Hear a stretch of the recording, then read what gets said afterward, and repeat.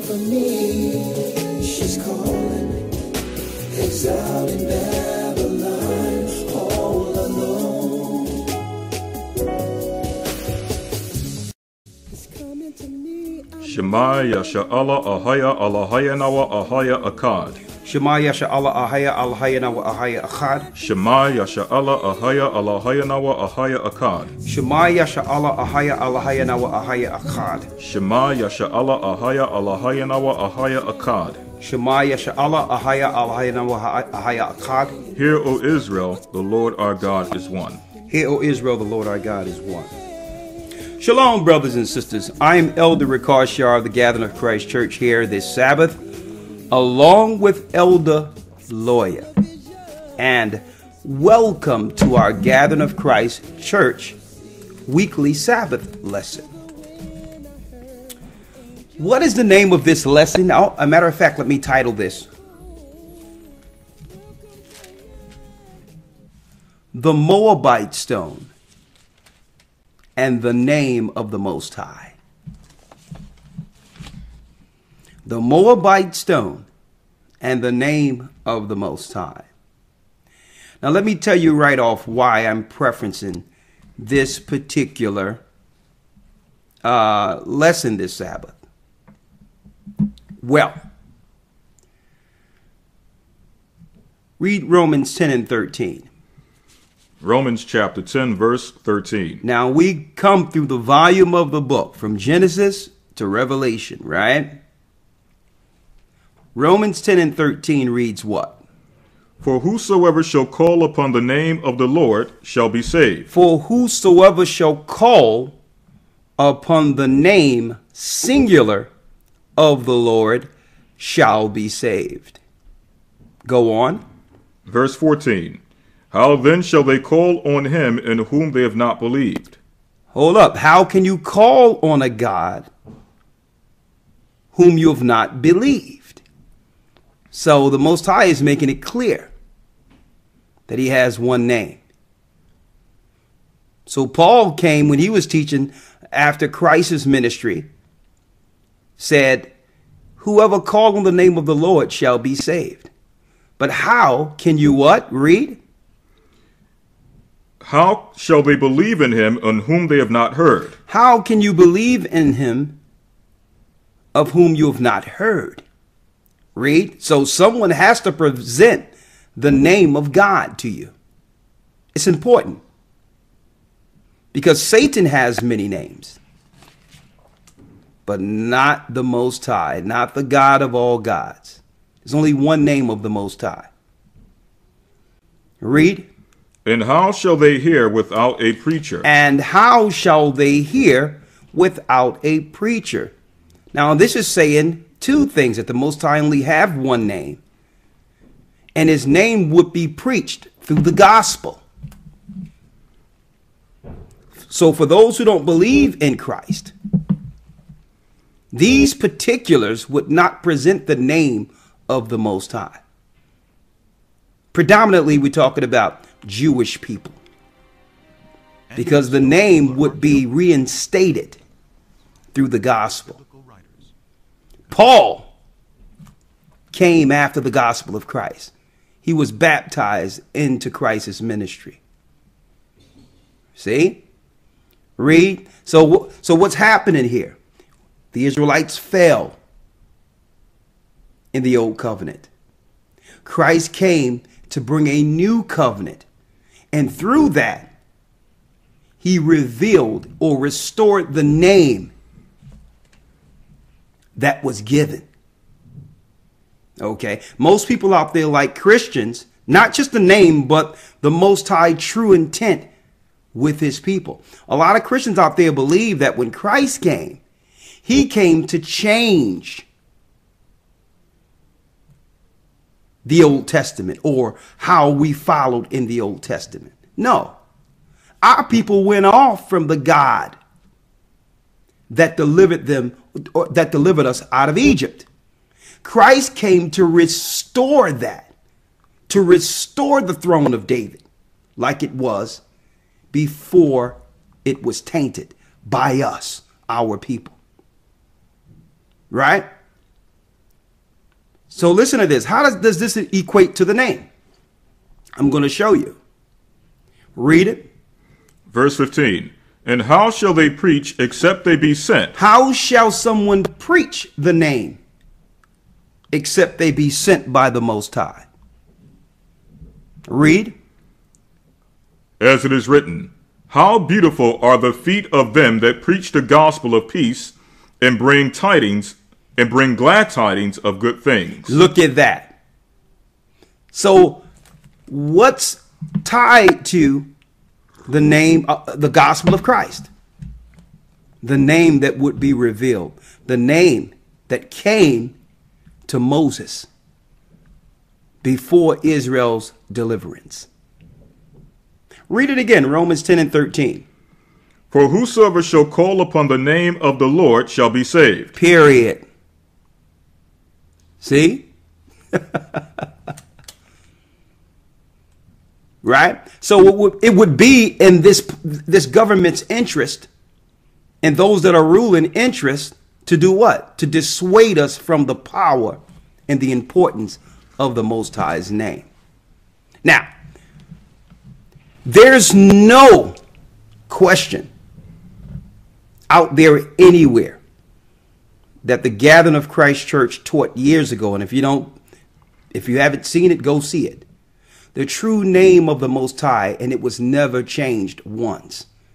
The video still stands and cannot be refuted. Right? Now, why can't it be refuted? Well, when you go into the Hebrew, the Most High's name is clear. Ahia, Ashar, Ahia. That's what came out of his mouth. And guess what? No one can dispute that. We have sat with Jewish scholars, and they can't refute it. Okay? Matter of fact, they don't try to refute it.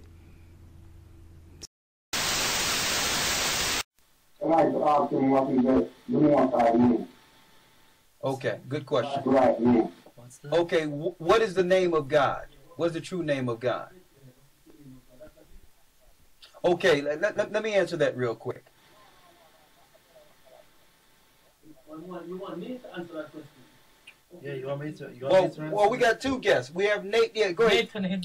Nathan. Many references into the Bible. He's called Elohim, El Shaddai. There's many different names. But what is his name? What is the name? Sorry? What is the name? I'm not allowed to say God's name, unfortunately. It's from the Bible, so I'm not allowed to say it. Are you going to say Yahweh? I'm not allowed to say it. If you were allowed to say it, would you say Yahweh? Well, it's one of his names, yeah. It's quite a few. Would you say that? Sorry? Would you? He's Yud, one. K, Okay. Vav, Okay. K. No. Hold up, brother. Hold up, brother. I need you to relax for a second because here's a teaching moment. I'm going into the Torah.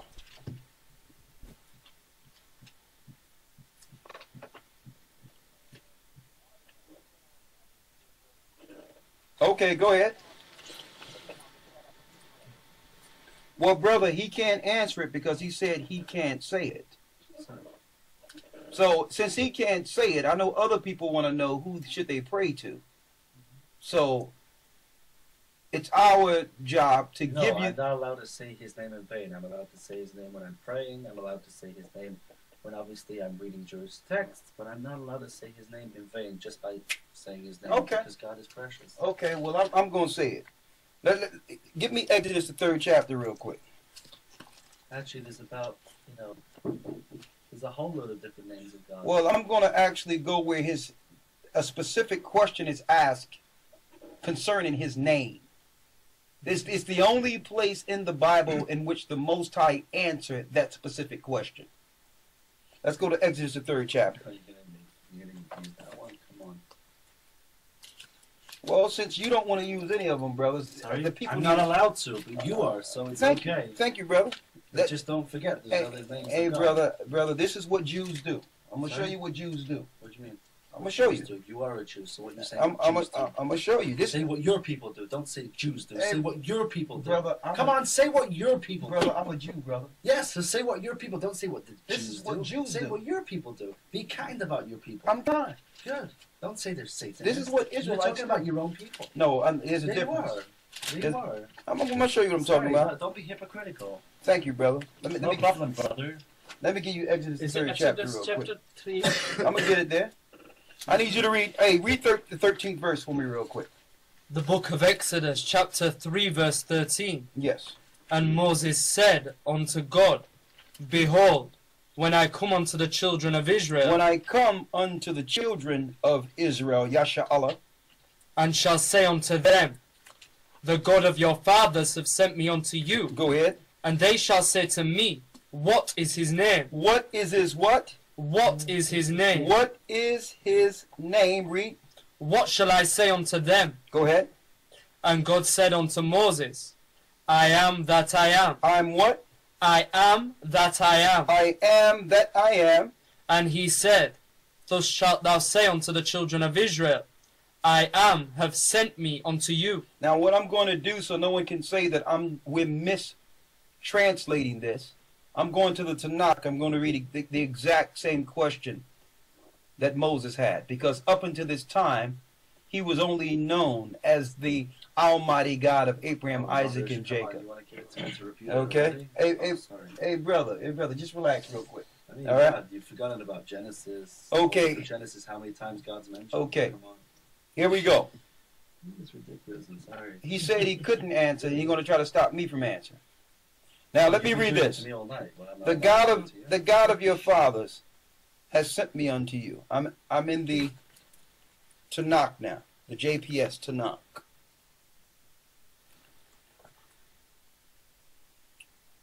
What is his name, shall I say unto them? And God said to Moses, Aye, Ashar Aye. He continued, Thou shalt you say to the Israelites, Aye, sent me to you. Now that's how you say it in the modern day English. But in the Hebrew, it says Al Mashah, which is Moses. Ahaya, Ashah, Ahaya in the ancient Phoenician. Ahaya, Ashah, Ahaya. Wa Amal Ka. So this is letting us know that the name was given to Israel is Ahaya in the ancient Phoenician, Ashah, Ahaya. That is the name of God Almighty. That's the God of our fathers.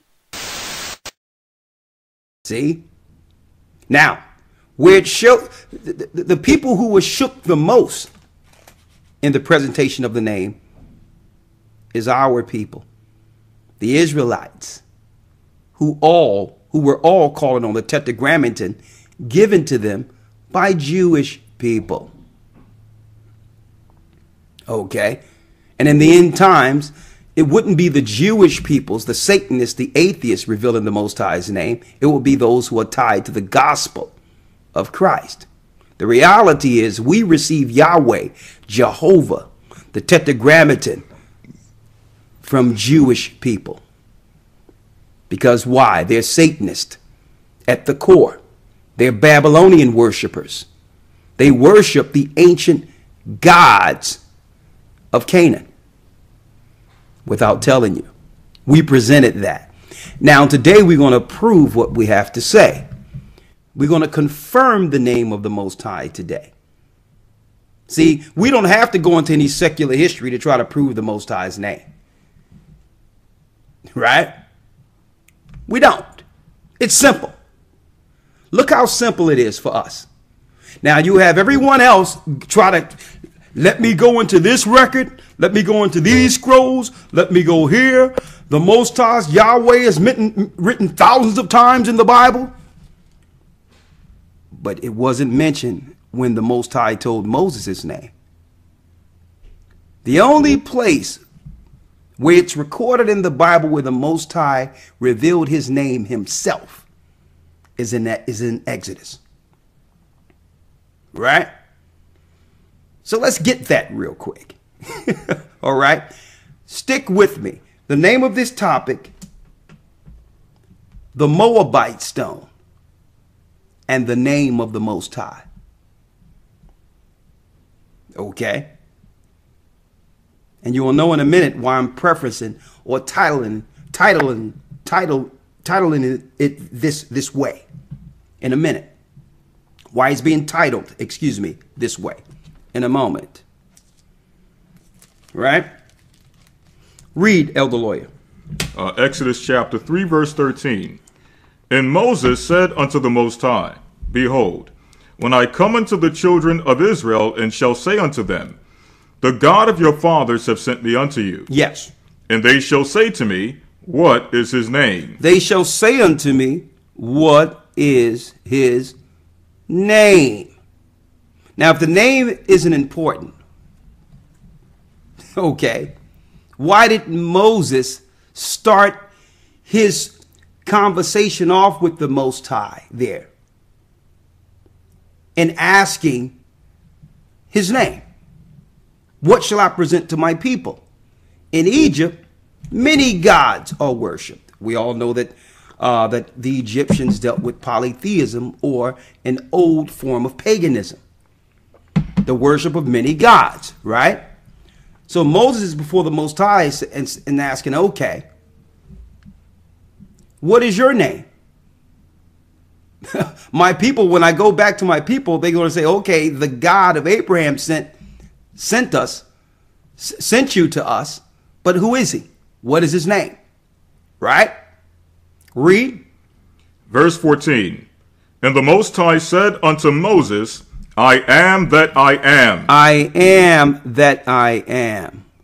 That's the Most High doing what? Answering Moses concerning his name. Okay. Period. The Most High Moses didn't ask the Most High, well, can you give me a representation of your name in the first or second person, or this or that, how these others are trying to explain off. He just asked the Most High, can you give me the name to take back to our people so they'll know which God or what God is saving them from the hands of the Egyptians, and so that we can worship and sacrifice to that God once freed? See? Quite simple. I am that I am. Right? Now, this is also written in where? The Torah. The Torah. See? Let's get it out of the Torah, Elder Lawya. So that every Hebrew out there can read it themselves. The Most High is not saying my name is Ahia, but y'all can call me Yahweh. See? And that's the deception that's going on amongst our people, that started from the Jewish people. And I'm going to break it down to you. I'm going to show you. That's the deception that's that's been germinating amongst Hebrews or Israelites. The fact that they know they're Hebrews, but don't want to let go a name that was delivered to them through deception. Okay? Let's read it. Now, we're in the Torah, folks. Mm-hmm. Come on. And I'll start at verse 14. Yes. Waya Amar Alahayim, and God said, Al-Mashah unto Moses, Ahaya Ashar Ahaya, I am that I am. That's in the Hebrew, right?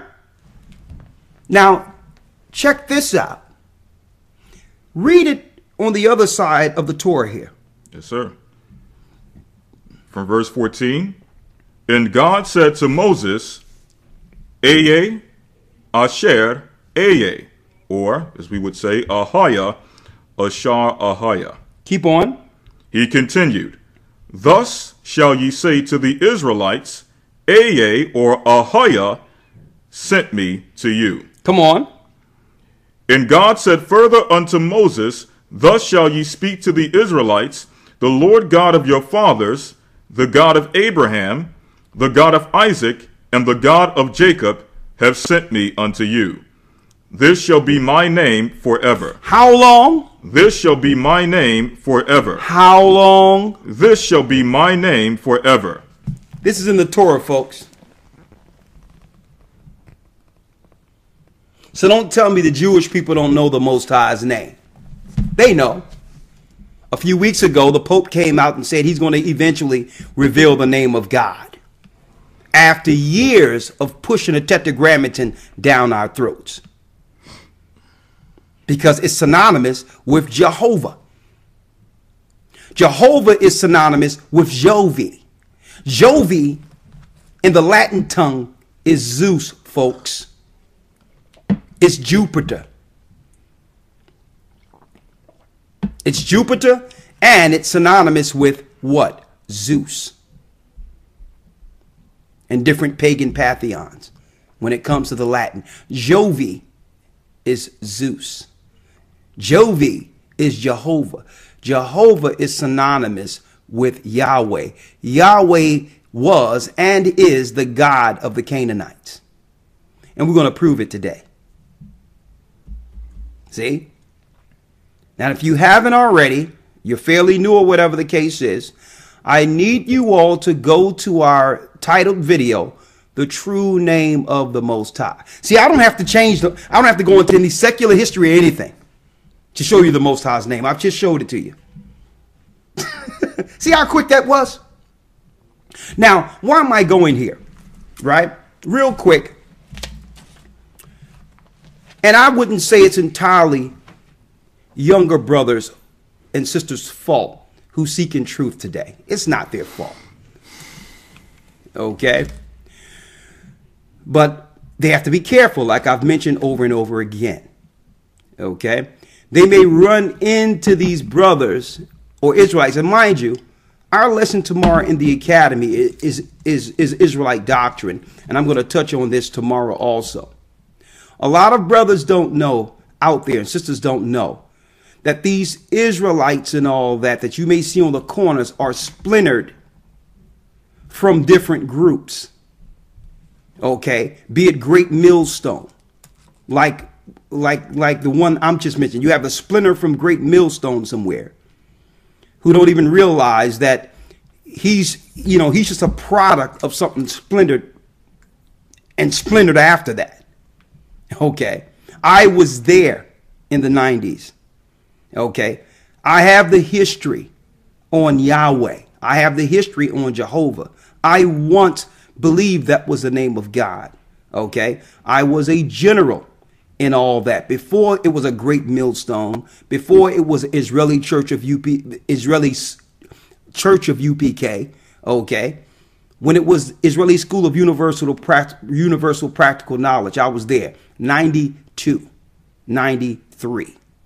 The turn of 92, the beginning of 93 is when I began. And I was there, okay, all the way up until 2001.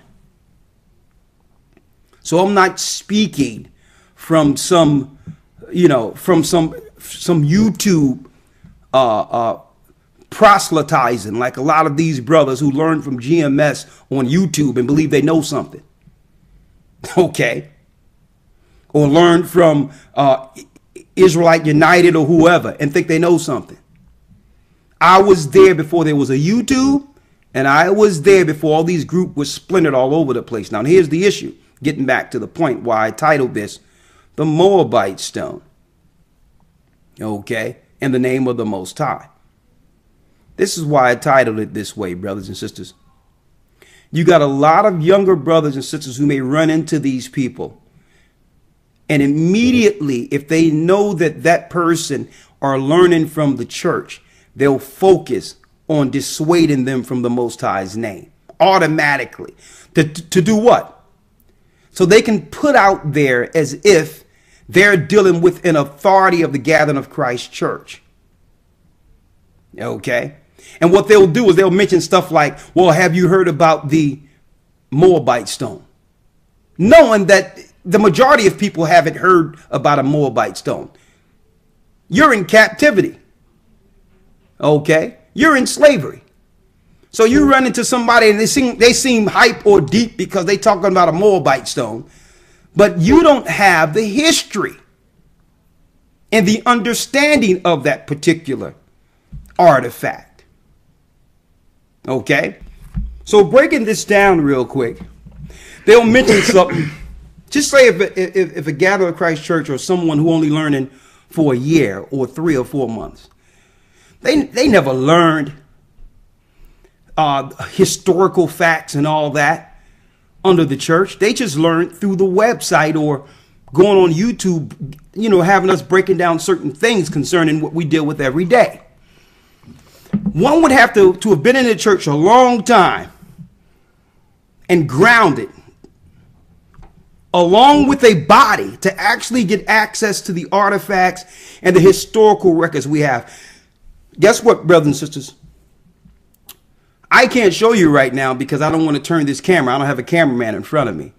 But I'm looking at a library adjacent to me, books stacked 5 feet high of nothing but historical facts. Okay? And I'm saying that because what they'll do is, if a young brother come in or a young sister come up to one of these brothers and just say, yeah, I've been learning on the Gathering of Christ Church, automatically they'll get a camera and begin to film a younger person who haven't, you know, is not that grounded, so that they can try to get some type of notoriety, knowing the notoriety and how the Gathering of Christ Church is widely respected. So automatically they'll do that to try to gainsay someone, to say they took down the Gathering of Christ Church.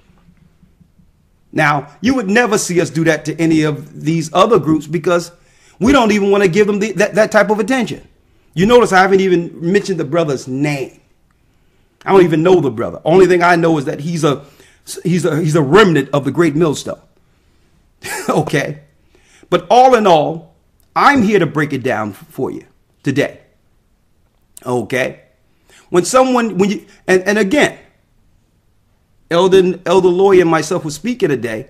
Brothers and sisters, you have to be very careful going up to these brothers who are on the street, because you're not as learned as they are.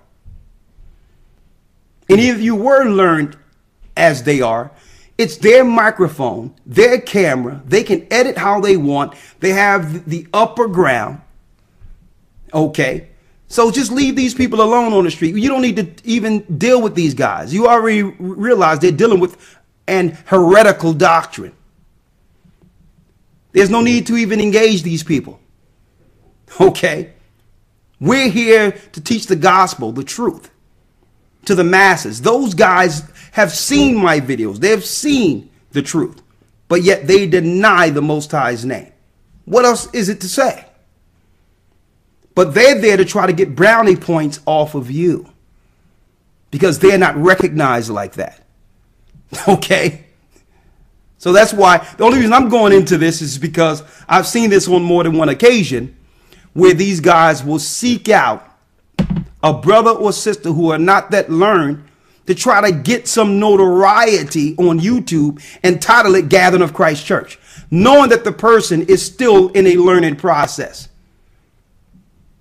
Okay. I would never do that. You know how many brothers I know who have called me from the other groups and all this and have done all that. And not once did I record them and try to break them down and say, I'm taking down this group, showing you this group don't know this or don't know that. I'm like, listen, I don't even want to hear what you're talking about if you come from another group. Okay. Leave that there. Okay. Deal with your ties, tie that up over there. And if you want to come over here, that's fine. But you're going to have to come like a brand new baby and learn again. I don't even want to hear what's going on over there. We have work to do. Okay. Are you following me here? Right? So I'm going here because it's mentioned that in the Moabite Stone, now this don't have nothing to do with really beyond that guy, but the Jewish people were using this for years. The Moabite Stone, to claim this is one of the historical records to prove Yahweh is the name of God, because it's written in ancient historical records, 9th century BC, and it's one of the older records with Yahweh in it. And you know what? This is what I'll say. I give full respect to the archaeology of the Moabite Stone. Because why? It's chronologizing history that atheists are claiming today didn't exist. that scientists claim today didn't exist. So when you go to the Moabite stone, it gives you an archaeological fact that's linked directly to the Old Testament, which gives the Bible its credibility historically. So I have respect for the Moabite stone. But we need to break it down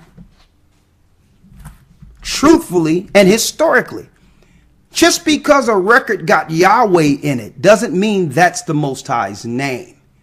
Let me make it clear. You have to go into the narrative and the time frame and the information that's written on the Moabite stone.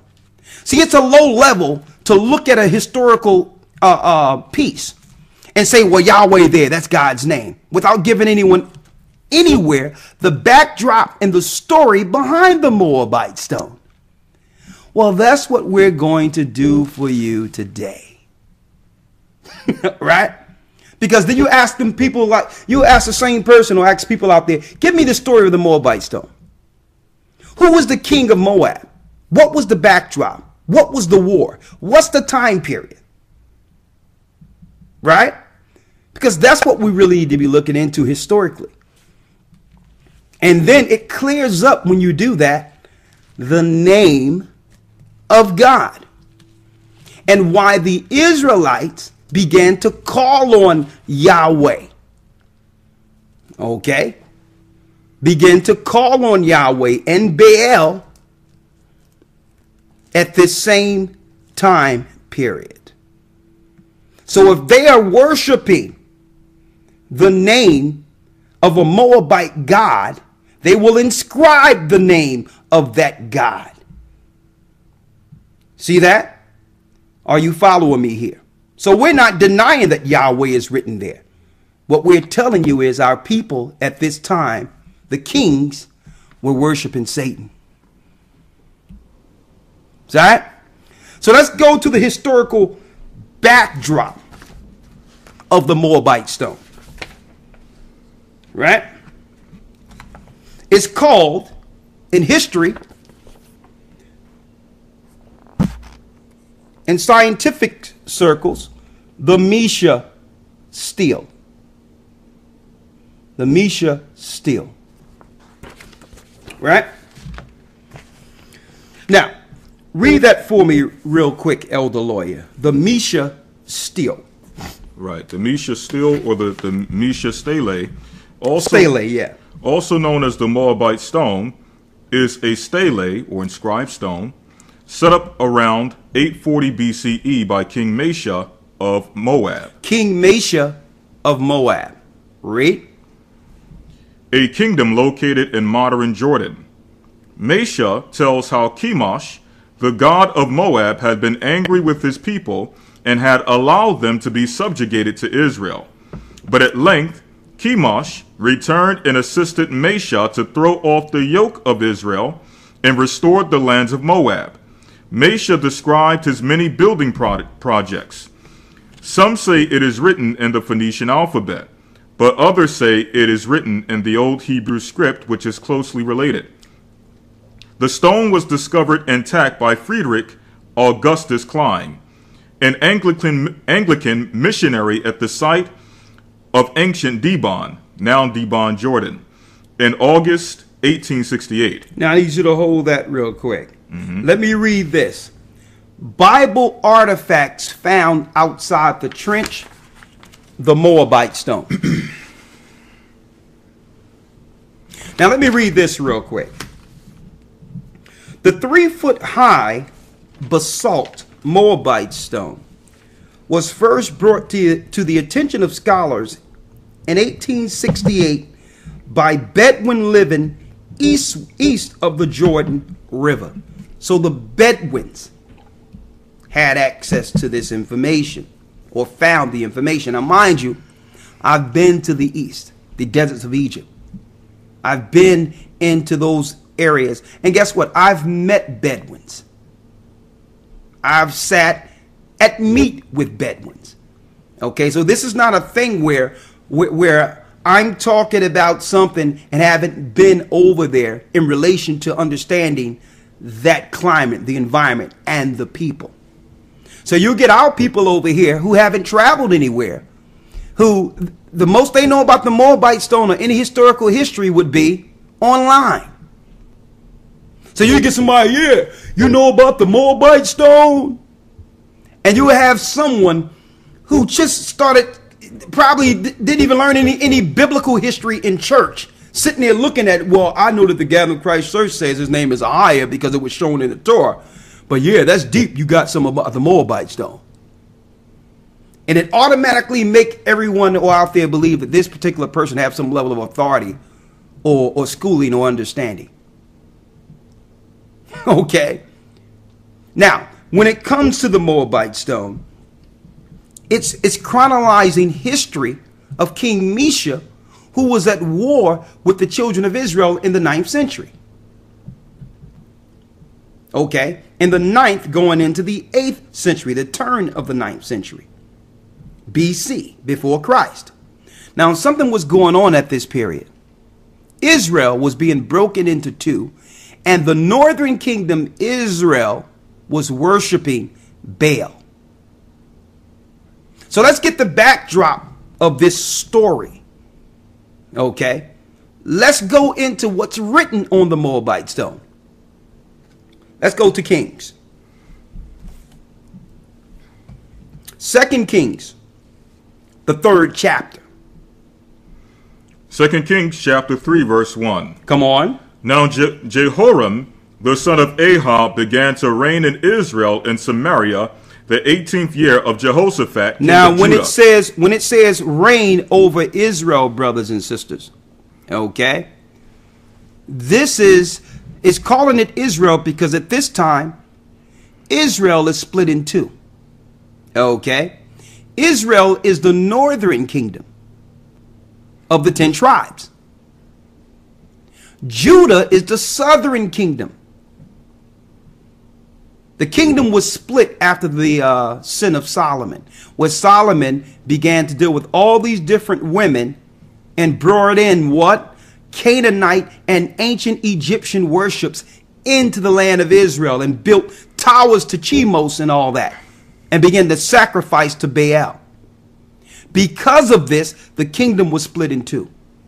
See, we need to understand this history because now we're reading about a God outside of the God who established David. Are you following me here? The majority of you out there who found out you're Israel, you look at the slave ships and all these things, and yes, we are the Israelites, but that's just the surface of it. Okay? You have to realize what led to the slave ships, what led to the captivity, the dispersion of the 10 tribes, because we began to worship another God. Okay, so that's the backdrop there. The kingdom is split. So when it's speaking of Israel here in Samaria, it's speaking of a time in which after the kingdom was split and Israel was worshiping Satan. The northern kingdom. Israel is the northern kingdom here. Read. Verse 2.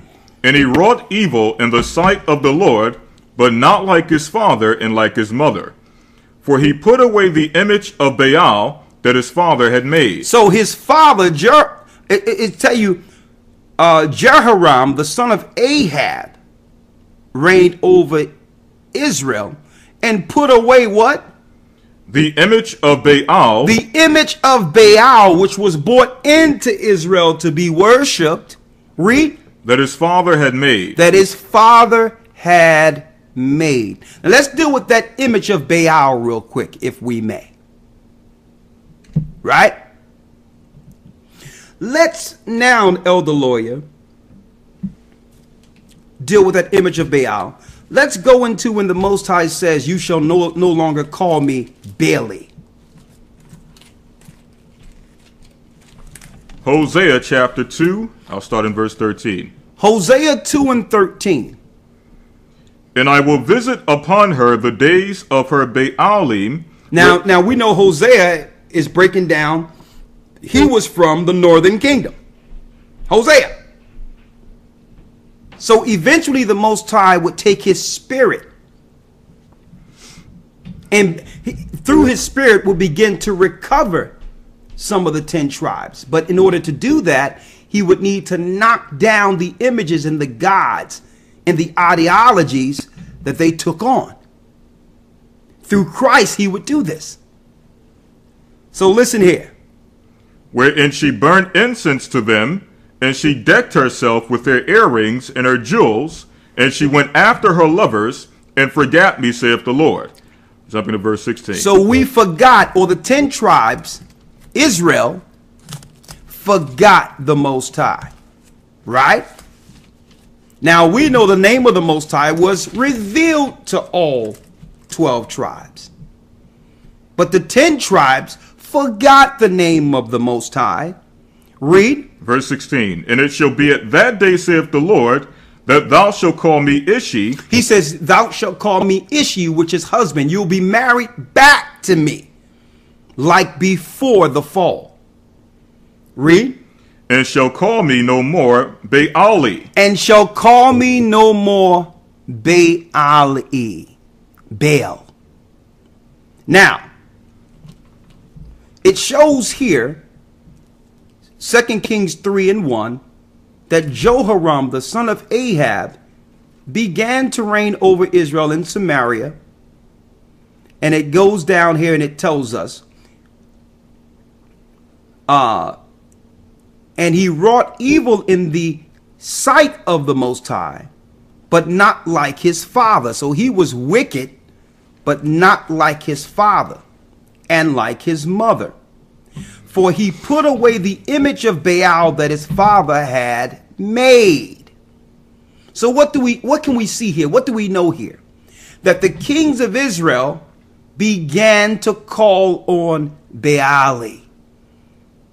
And it's also prophesied that the Most High would take that name, that image, that worship from amongst, that idolatry from amongst the 10 tribes. You shall no longer call me Baali. So you're not calling me the name that was given to Moses. Now let's break down Baali real quick. Elder Lawya,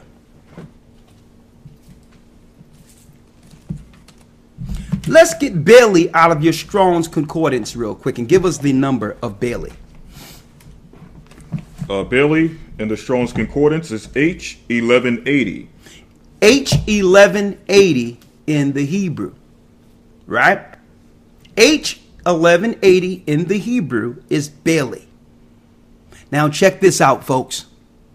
Read it, Elder Lawya. Baali, H1167, which is Baal, with pronominal suffix, which is Yah, meaning my. Baali, a symbolical name for Jehovah. A symbolical name for Jehovah. So you will no longer call me Jehovah, but Ishi. Now keep that real quick, Elder Lawya. Jehovah in English is the tetragrammaton Yahweh.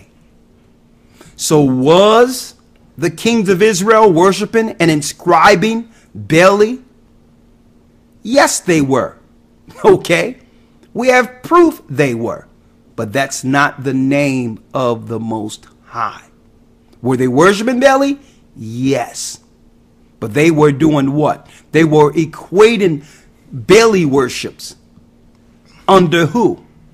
Under Israel, or the God of Israel. So they began to keep some of the practices and ceremonies, but now they began to use Baali instead of the Most High. See that? Are you following me here? Now, Baali is Jehovah. Jehovah is the tetragrammaton Yahweh. Okay? Are you following me here? So if you find Yahweh in its inscription with the 10 tribes in any historical record, it doesn't mean that's the Most High's name. It's related to the God we were worshiping at that time. Are you following me here? Now let's go back to 2 Kings, the 3rd chapter. And I'm going to give you more proof. There's more proof. One more point in 2 Kings or Salakia, Hosea 2 and the 2nd chapter. Yes, anything you got, bring it out. Yes, sir. Hosea chapter 2, verse 16. Yes. And I'll read down to verse 17. And it shall be at that day, saith the Lord, that they shall call me Ishi. They shall call me Ishi. And shall call me no more Baali. And shall no longer call me what? Baali. Baali. So we're not saying the Israelites didn't call on Yahweh. They did. But the Most High said now, he came back and told the 10 tribes, you're not going to continue to call me that. I'm going to reveal the truth to you. The God before your fall, before your split. And that name was given to Moses, folks. And the key point in verse 17, the reason why we will call him Ishi, which means my husband, opposed to Baali, which can be translated as my master, but we know that Baal is synonymous with the Canaanite deity. Exactly. Reading verse 17, it says, for I will take away the names of Baalim out of her mouth. There you go. Shall no longer have it in our mouths. So Yahweh is not the name of God. It was in our mouths once we began to worship the Canaanite gods and the Moabite gods and the Gentile gods.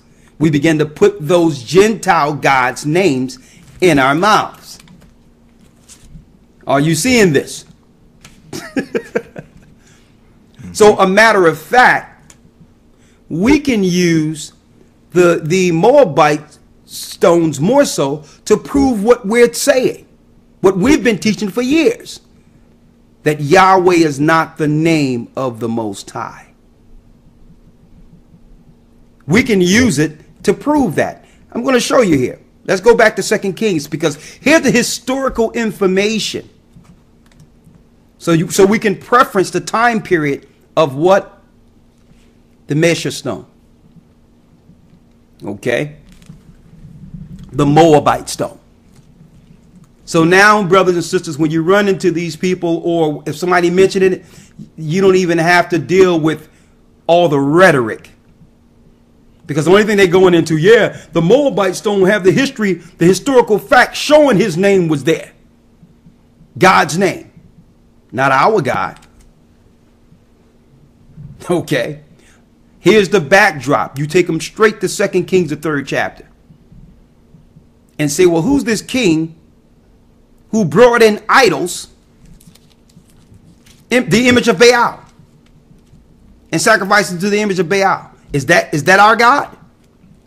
Finish reading, Elder Lawya. Verse 3. Nevertheless, he cleaved unto the sins of Jeroboam. He cleaved unto the sins of Jeroboam, son of Nebat, which made Israel to sin. He departed not therefrom. Okay, now let's go look into the sins of Jeroboam now. Right? 1 Kings 12. Let's deal with the sins of Jeroboam. Read. 1 Kings 12 and 25. Then Jeroboam built Shechem and Mount Ephraim, and dwelt therein, and went out from thence and built Penuel. And Jeroboam said in his heart, now shall the kingdom return to the house of David. If this people go up to do sacrifice in the house of the Lord at Jerusalem, then shall the heart of this people turn again unto their Lord, even unto Rehoboam king of Judah. So in other words, we allow them to go to Jerusalem, they're going to turn back to the Most High God, the true God. Exactly. So we're going to set this up so that they don't go to Jerusalem where the true God is being worshipped. So Yahweh was more so being promoted at what time? During the time of the split, when the northern kingdom began to set up their own priesthood and places of worship. That's when Yahweh, the name Yahweh, began to become prominent in the land of Israel. And you know, Christ said, don't go into Samaria, into those areas, because that was the God being worshipped in Samaria, folks, initially. We didn't really fall to that until what? We were taken over in Babylon. Then we began to fall to it also. Speaking of the southern kingdom. Eventually, it infected all of us with Yahweh in Jehovah. Okay? So when you see the word, I'm putting it out there so you all understand this, brothers and sisters. When you see the word Jehovah, that's just the Jewish tetragrammaton in English. So Jehovah Witnesses, they're worshiping Satan. If we were to translate that to the Hebrew, there would be Yahweh Witnesses or Yahweh Witnesses. See that? And we know that they're Satan's witnesses. See? Come on. Verse 28. Whereupon the king took counsel and made 2 calves of gold. They made what? 2 calves of gold. So what's synonymous with Baali or Jehovah? 2 calves of gold. Y'all know the 2 calves, right? The calves in the wilderness during the time of Aaron. Yes. The northern kingdom brought that back in, and they began to worship those ancient gods that were being worshipped in Egypt.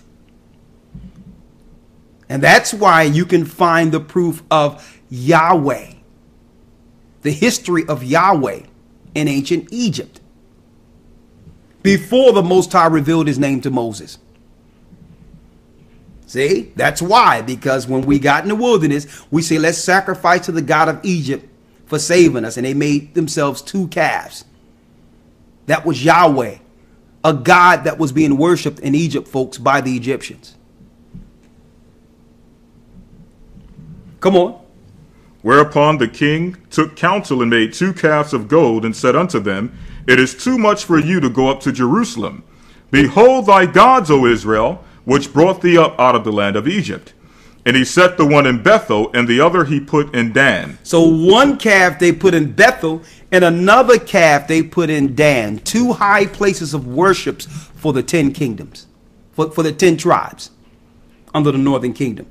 Check that out.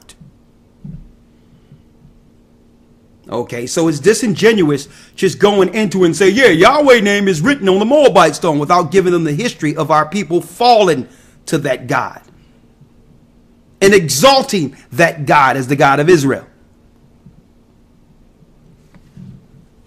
See?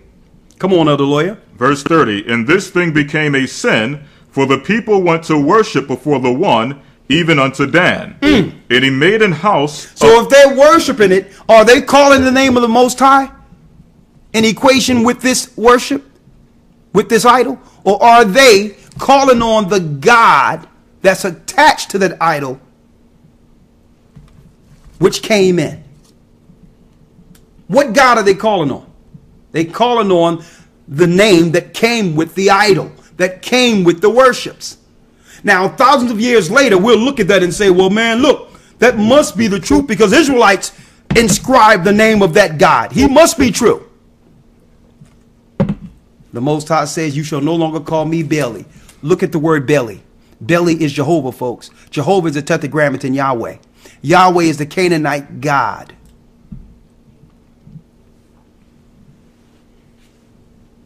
And that's why we as a church, we as teachers, get the most pushback from the Hebrew community. And you know what? We don't care. We expect to.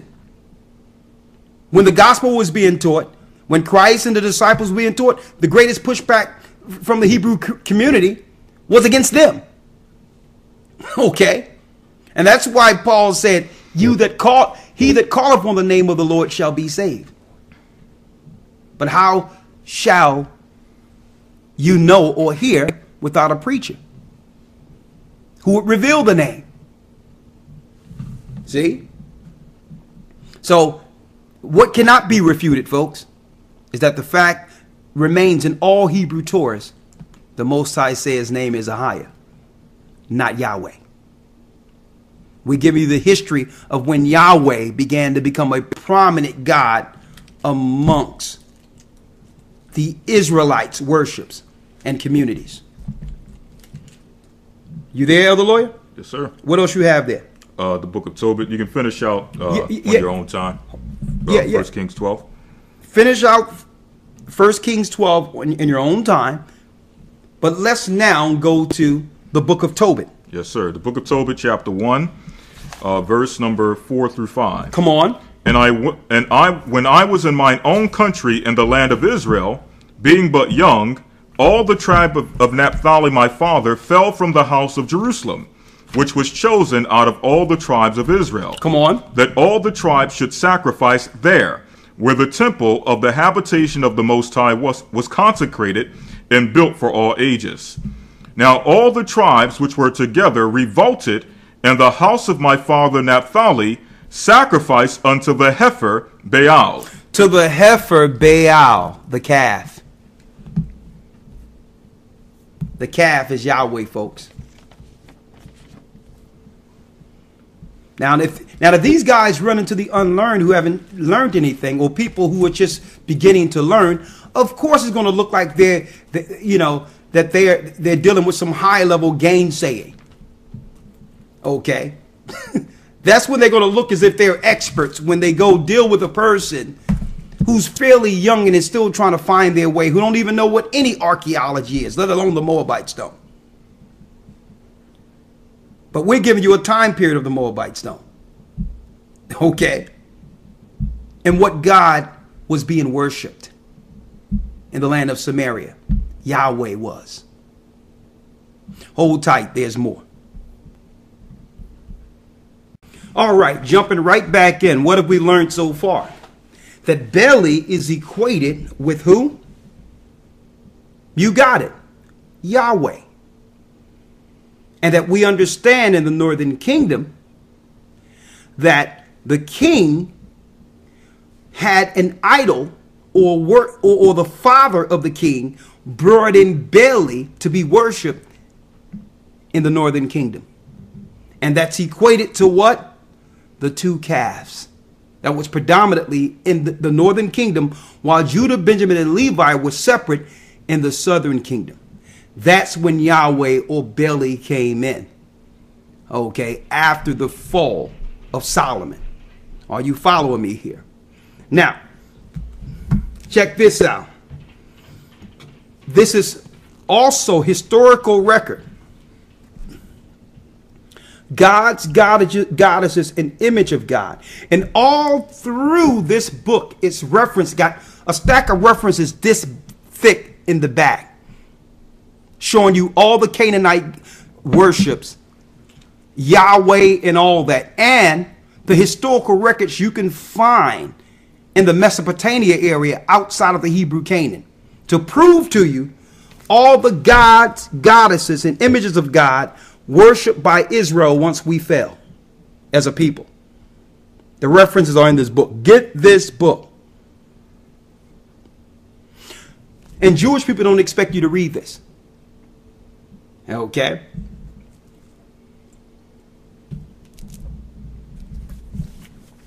Check out this reference. Baal, El, Yahweh, and Asherah.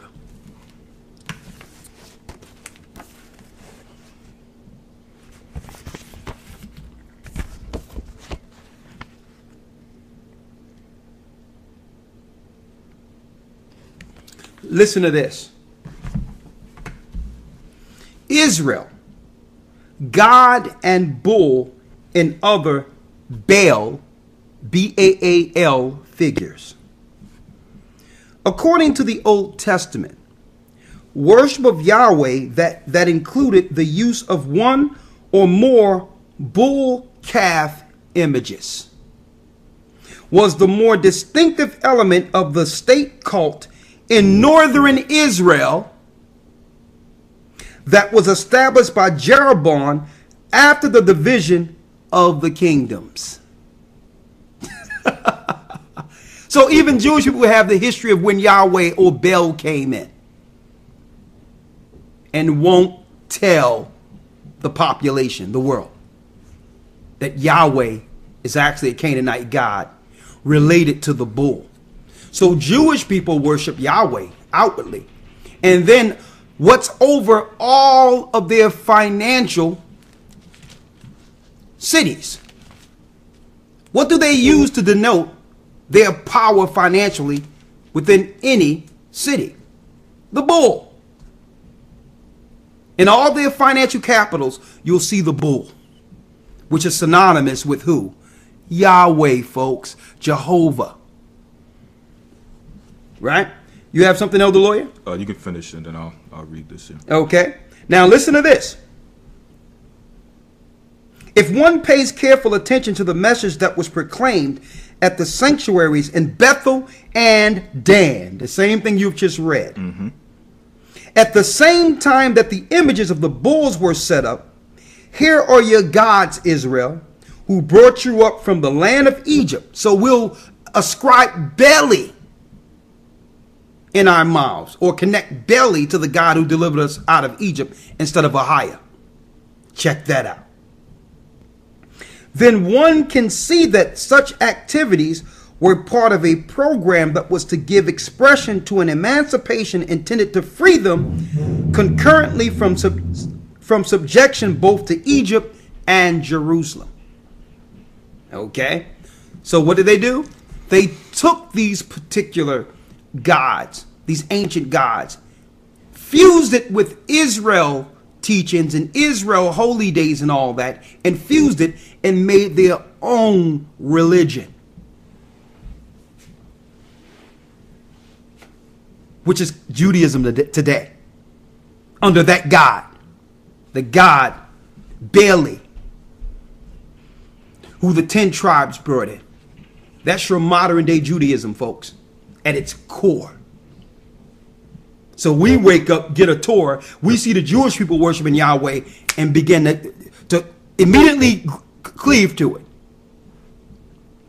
Elder Lawyer? Yes, sir. So that pretty much segues into what I was about to read here in 2 Kings, because that amalgamation, that mixture of all those different worships that started with Jeroboam, eventually is with the nations. When the Most High removed us by the hand of the king of Assyria out of the northern kingdom, the nations that were placed in the land learned those same exact practices. And as you stated, that is the foundation of what we call today, or what one would call Judaism. So this is 2 Kings chapter 17, verse 16. And they left all the commandments of the Lord their power, and made the molten images, even 2 calves, and made a grove, and worshipped all the hosts of heaven, and served Baal. And there you go again. Baal is Yahweh, folks. Go on. And they caused their sons and their daughters to pass through the fire, and use divination and enchantments, and ensouled themselves to do evil in the sight of the Lord, to provoke him to anger. Therefore the Lord was very angry with Israel, and removed them out of his sight. There was none left but the tribe of Judah only. And Judah kept not the commandments of the Lord their power, but walked in the statutes of Israel, which they made. So we began to follow what they were following. I'm speaking of the southern kingdom. And began to call on Yahweh or Baal. So of course, if you are the king upholding Gentile gods and Gentile worships, what God would they inscribe on their record? They would inscribe the God that they're worshiping now, opposed to the God of Israel, the God of Moses, Abraham, and Isaac. So are you following me here? So finding Yahweh in certain places doesn't mean, folks, that that's the name that was given to Moses. That's a lie. That's a straight deception. That whole teaching that, well, no, if you can find this information amongst our people, it must be his name. Well, what name was in our mouths? Baali. Not Ahia, folks. So what would come with the gospel of Christ? You got it. The gospel of the kingdom, the name that was revealed to Moses. Come on, Elder Lawyer. Yes, sir. Jumping to verse 21. Come on. For he rent Israel from the house of David, and they made Jeroboam the son of Nebat king. And Jeroboam drave Israel from following the Most High, and made them sin a great sin.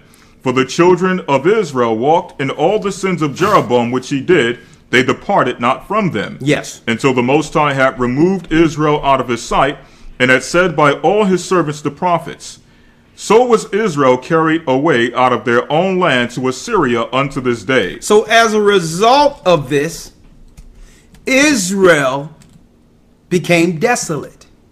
As a result of this, God's people were taken out of the land because they weren't no longer calling on the true name of the Most High and worshiping what was given to Moses.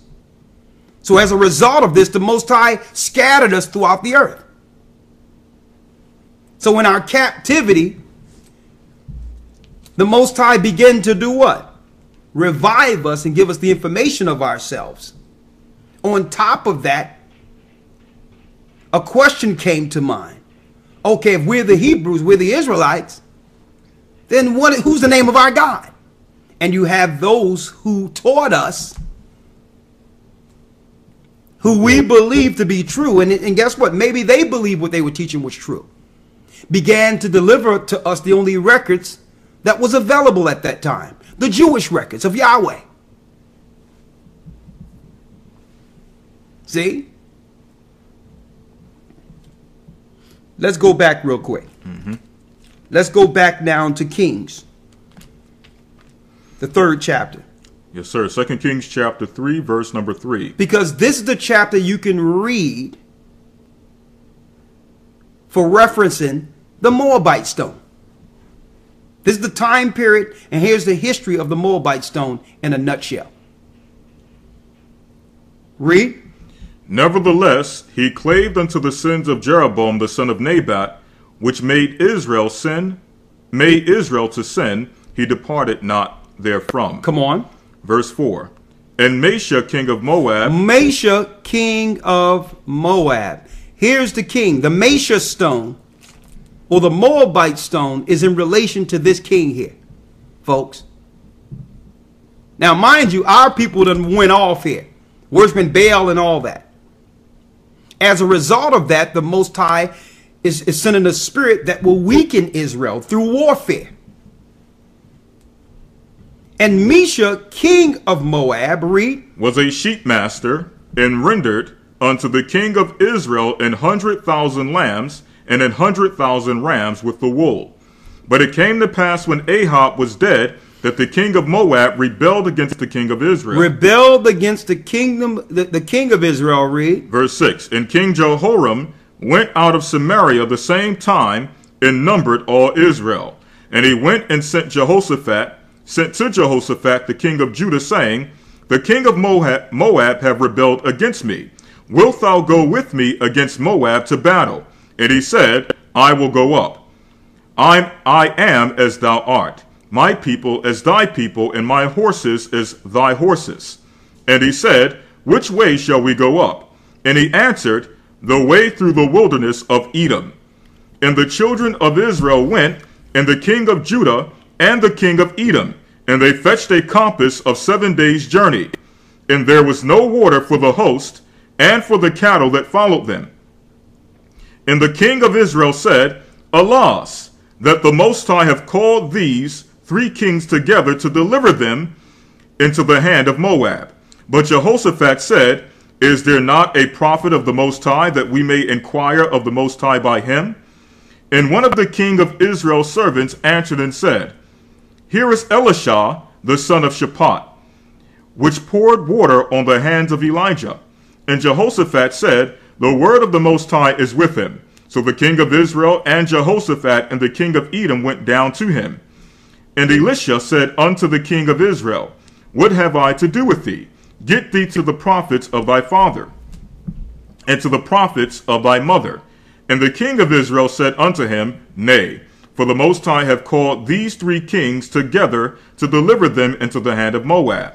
And Elisha said, as the Most High of hosts liveth, before whom I stand, surely were it not that I regard the presence of Jehoshaphat the king of Judah, I would not look toward thee nor see thee. But now bring me a minstrel. And it came to pass, when the minstrel played, that the hand of the Lord came upon him.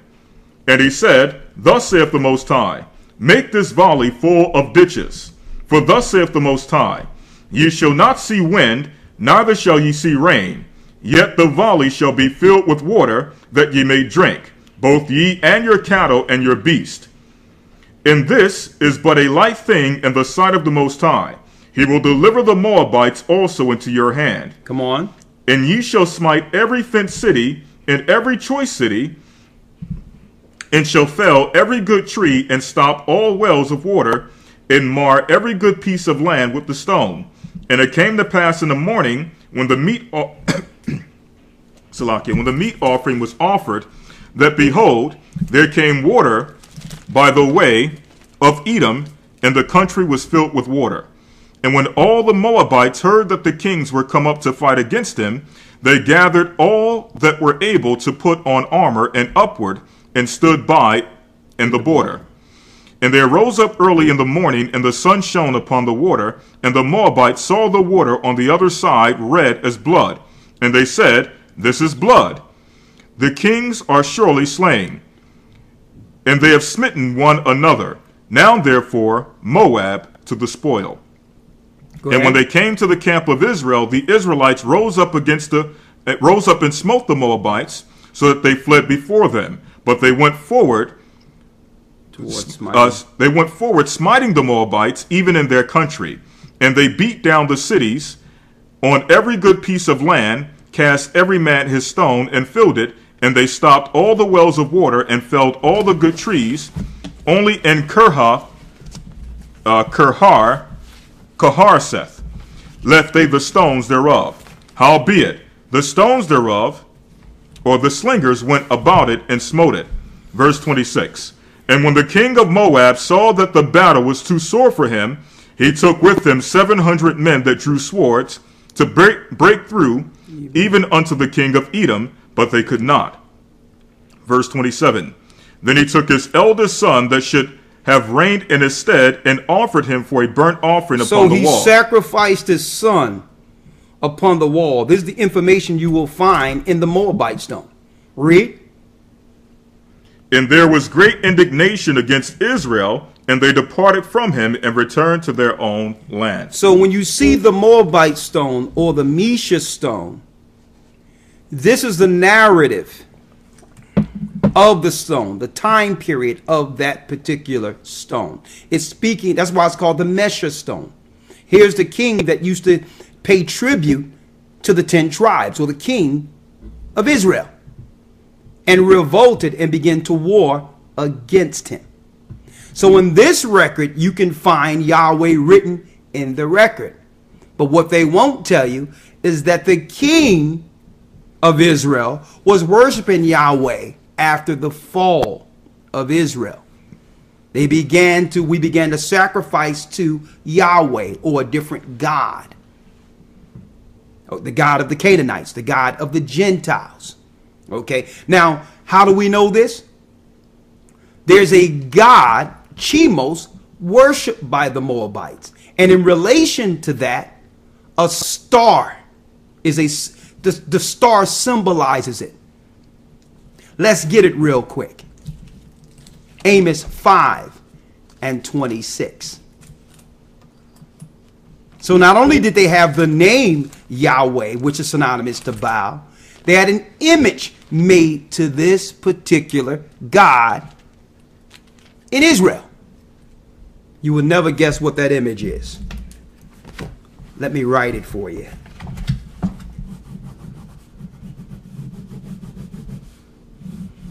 In the same way he sacrificed his son in it, this was used as a practice so that we began to sacrifice our children under this image. Does this look familiar to you? Does that look familiar? That is the star that's connected with Yahweh, or Chemos.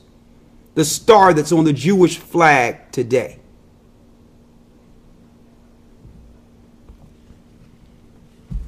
Let's read it. Amos 5:26. Amos 5, I'll start in verse 25 and verse 26. Have ye offered unto me sacrifices and offerings in the wilderness 40 years, O house of Israel? O house of Israel, read. Verse 26. But ye have borne the tabernacle of your Moloch, and your Chayun, your images, the star of your God. The star of your God, the 6-pointed star. Which ye made to yourselves. Which ye made to yourselves. And you know what? We don't altogether blame our Hebrew brothers to some degree for falling to this.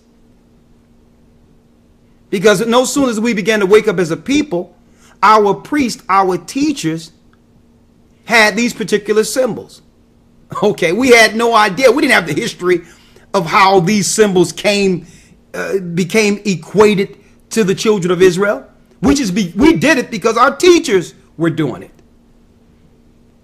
Okay, we were relating our awakening to that idolatry. Automatically, those symbols must have some power if it has awakened this man to help me revive as an Israelite. But when you do the history on these particular artifacts and images and stars, it's related to a time in which satanic worships were exalted by kings within the borders of Israel. Read that again, Elder Lawya. Amos 5:26. Come on. But ye have borne the tabernacle of your Moloch in Chayun, your images. Your images, the 6-pointed star, folks. Read. The star of your God. The star of your God. Read. Which ye made to yourselves. Which ye made to yourselves. So what's synonymous to Yahweh or Baali or Baal? The 6-pointed star. It's all encompassed in what this world would call Judaism. What we're showing you, what we're teaching you today on this Sabbath is the beginning of the worships of Judaism. So just because the Israelites did it in the past doesn't make it right for us today.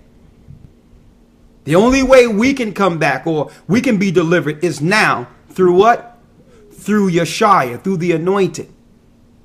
And through the Holy Spirit, the name was revealed before deliverance, like it once was in the old time. We're at the end, and now the Most High is saying, put down all the different gods and worships. I'm the God who delivered you out of Egypt. Not the God you began to take on in the 8th century, in the 9th century BC. Solomon allowed this evil in, folks. Solomon allowed Yahweh in. Yahweh is not the God of the Hebrews. Yahweh is not the God of the Hebrews. Ahia is. And it's written. Right? Now, let's go to Romans 10 and 13 again.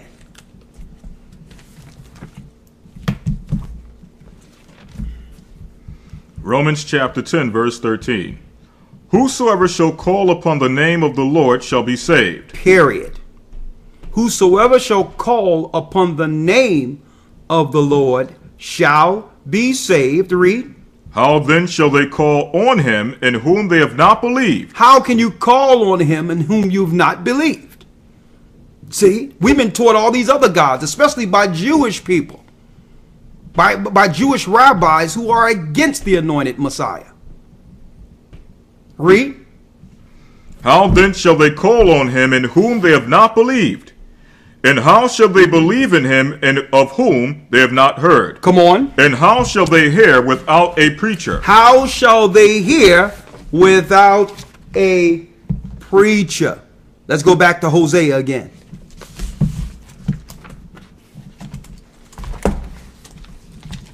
So we're preaching the true gospel, the true understanding for Israel, and the Most High's true name. And here's another thing you can't fall for, brothers and sisters.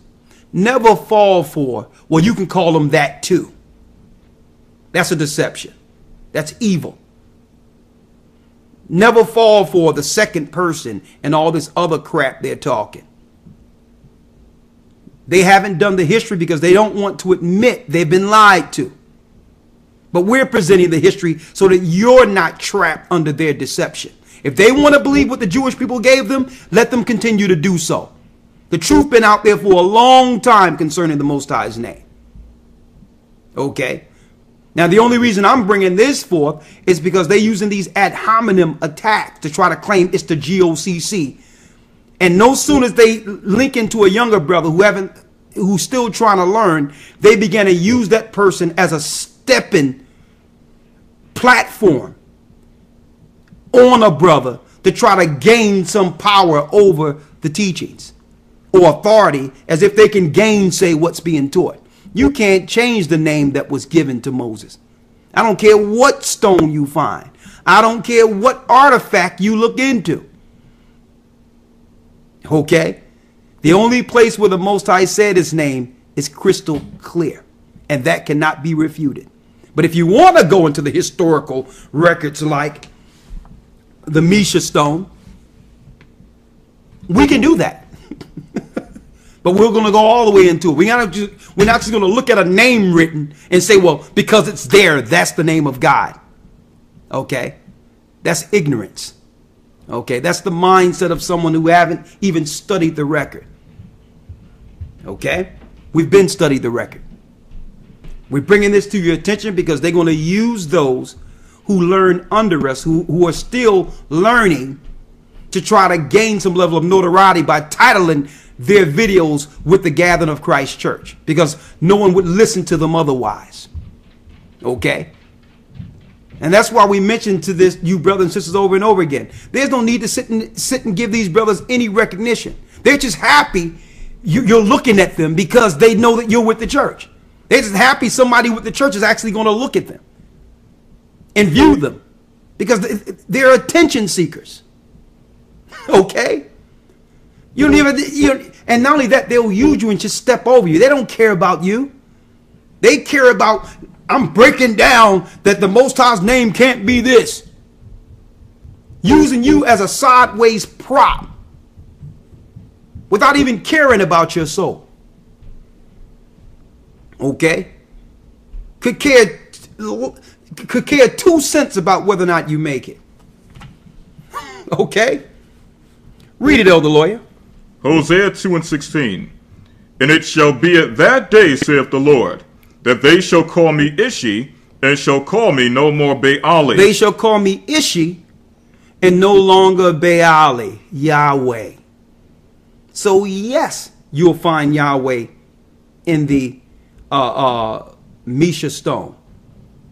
Yes, you'll find it there. Of course you're going to find it on the stone. Because at this time, our people were worshiping Baali, Yahweh. The Moabite Stone would have the name that our kings brought in. Cut and dry. Look at the context of the time period of the Mesha Stone, and you'll know that the 10 tribes weren't worshiping the God of Israel. They were worshiping Yahweh, Jehovah, Baali, the witch's God. Who's the witch's God? Yahweh. Look it up. That's the top of the witch's pantheon. See, we've already done the research, and folks, let me make it clear. If the Most High name was Yahweh or Yahweh, we would teach it. Why? Because the Bible says, he that called on the name of the Lord shall be saved. Why wouldn't I teach it? Okay, I would teach it.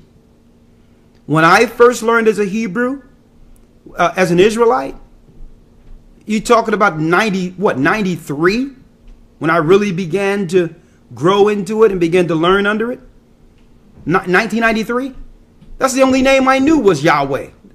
My teachers gave me that, but I didn't do no historical background until years later. Like, listen, the only thing that's true here that I've learned is that the fact I'm an Israelite. Okay? And that Christ wasn't a white man. Okay? And that the Jewish people aren't the Jews. Okay?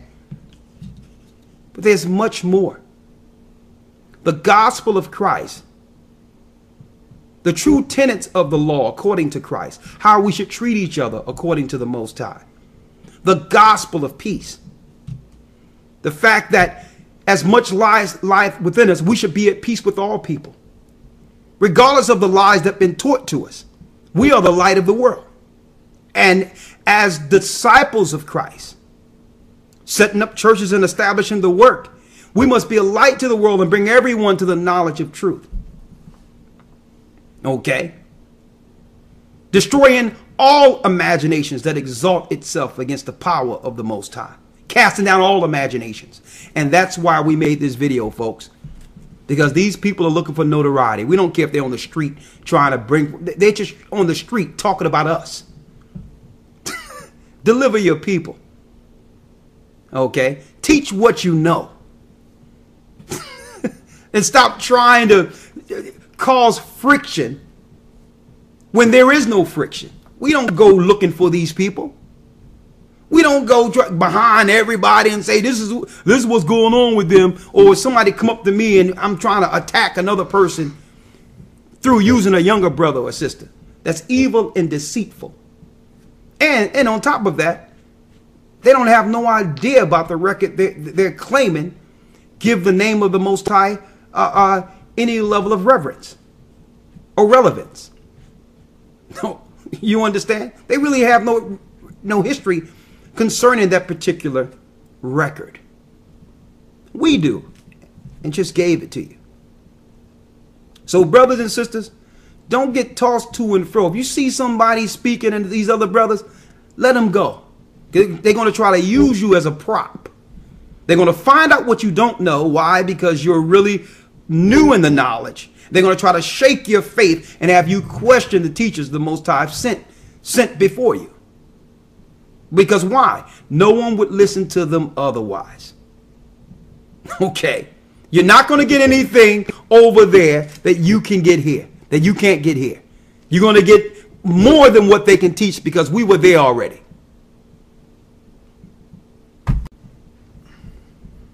We've been there already. One moment here. If it does that, it'll copy it by default, right? Yeah, it'll save whatever. Okay. Yeah, stop. Whatever was cut off? Mm-hmm. Okay. So this will be part 3 then, right? Right. Okay. So I'm glad we broke that down. Anything you want to speak into, Elder Lawya? Real quick? Not necessarily. Just building off of the back of what you just stated. Usually, and this is how you know a lot of the brothers and sisters who find themselves in these situations, they're fairly new. Understand that anyone that is seasoned, anyone that is a representative of this church, know that we don't go and chase other groups and try to battle them on the street. Why? Because we have work to do. Okay? If those people feel that they have the truth, they have found the faith of Christ, the physicians don't need a healer. So we go to those who need healing, those who need the word. Okay? So just to build upon that last statement you just made about, them using younger people. So if you see someone trying to debate another person on the street somewhere and they title it Gathering of Christ Church, know that that person doesn't represent the authority of the Gathering of Christ Church. And it's a person that's probably fairly new, don't know as much as of yet. Okay? And that's why and it's no fault of them. They just trying to, a lot of them feel that they want to defend the truth. They want to go up to these brothers and try to defend what they know is true. But we tell them, don't do that. Stay away from those brothers. There's too many people out there who don't have any understanding at all we must get to. Ignore those brothers. Ignore them. Because they're going to find out you're with the church or have been learning in the church and automatically try to use you as a prop to try to undo cunningly the work that was established by elders. But they can't. They can't. And it's deep that they pay so much attention to us that they'll title their videos and we don't even know these people. Matter of fact, there's nothing to actually make a video on them about at all. Because I don't know these people. But all in all, when I hear that someone is trying to attach something that would try to discredit the work of Christ, then I must put out the correct information so that now they can, if that video pop up, they'll have this video and it'll all be broken down. I don't even got to speak to that brother about anything. He can go on about it. He can scurry on about his way. Okay. But the younger brother now that was in it has some information now that he can grow with. Not to go back to them with, but to confirm that that brother, you don't have to be shaken. You had the truth the whole time. And the information they gave you is further proof that God's name is not Yahweh. Okay? Let's go getting tossed to and fro real quick. Ephesians chapter 4, verse number 14. Yes. That we henceforth be no more children, tossed to and fro, and carried about with every wind of doctrine, by the sleight of men, and cunning craftiness. Read it again. That we henceforth be no more children. Can't be no more children. Mind you, they focus on younger brothers or sisters who haven't been in the truth. Like children. They focus on that because anyone of aged or seasoned in the word wouldn't even talk to these guys anyway. To tell you the truth. Because it's low level. It's low level. All it is about talking about the white man and trying to be provocative for attention. It's low level. Read. That we henceforth be no more children, tossed to and fro, and carried about with every wind of doctrine, by the sleight of men, and cunning craftiness, whereby they lie in wait to deceive. They lie in wait to do what? To deceive. So a lot of these brothers on the corner, they're lying in wait just so they can push the same garbage that's been discredited for over a decade now when it comes to doctrine. They shouldn't even be talking about no Moabite Stone and all that. You should look into the doctrine you have learned that's incorrect. How are you going to tell somebody about something when you're in an incorrect doctrine? They believe in reincarnation. They believe in all types of weird doctrine.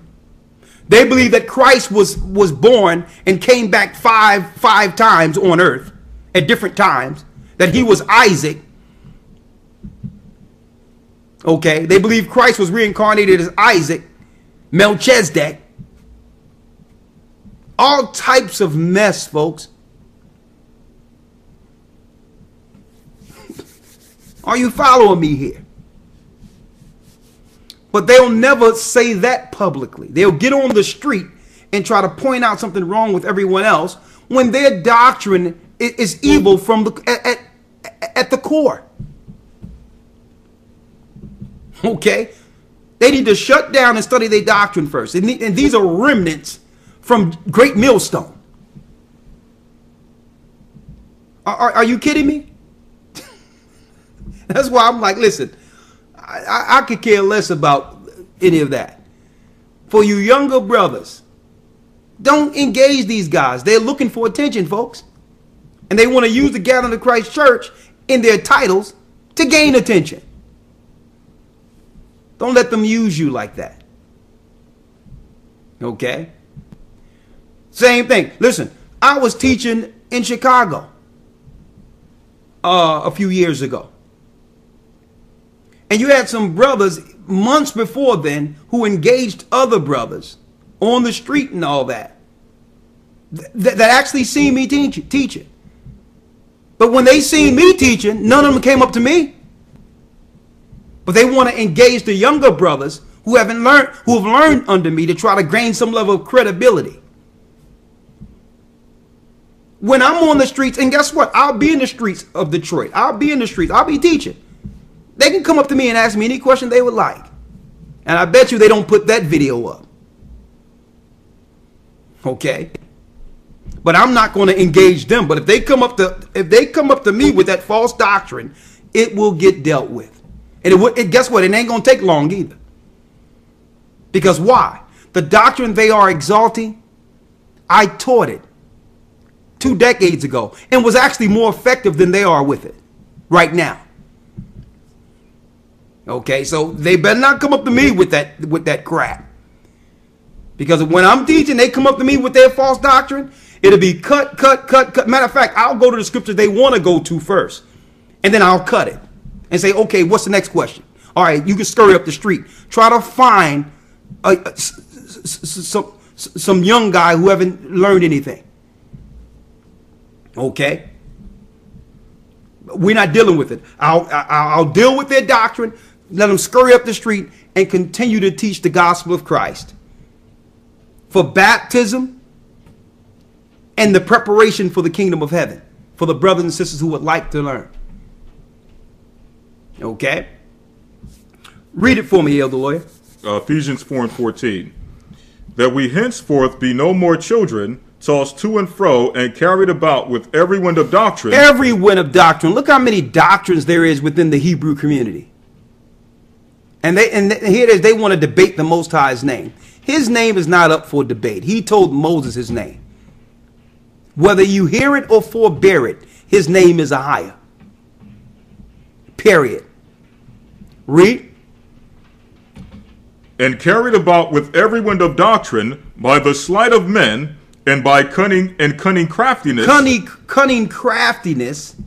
Whereby they lie in wait to deceive. So they'll lie in the street waiting to deceive other young folk, young brothers and sisters who don't know any better. Okay? Read. Verse 15. But speaking the truth in love may grow up unto him. But this is how we teach the true doctrine of Christ. The true spirit of the Bible. By doing what? But speaking the truth in love. By speaking the truth in love. And I know they hate the fact that we speak the truth in love. Okay? We look to heal. We look to bring forth the understanding of Christ. And we teach all nations the truth concerning Christ's kingdom, Yeshua's kingdom. I know they hate that. But that's the gospel. That's the truth. That's the work. Read.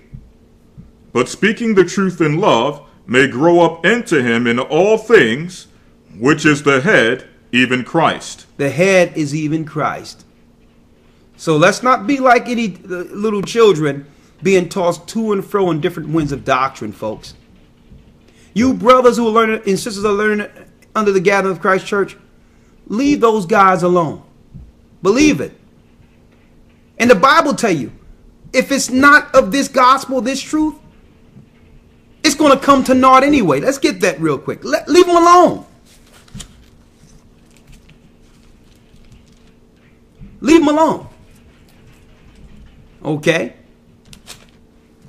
What they're teaching is I'm going to be honest with you folks, what they're teaching, especially these brothers that are remnants of little remnants of remnants, it's nothing that hasn't been taught already.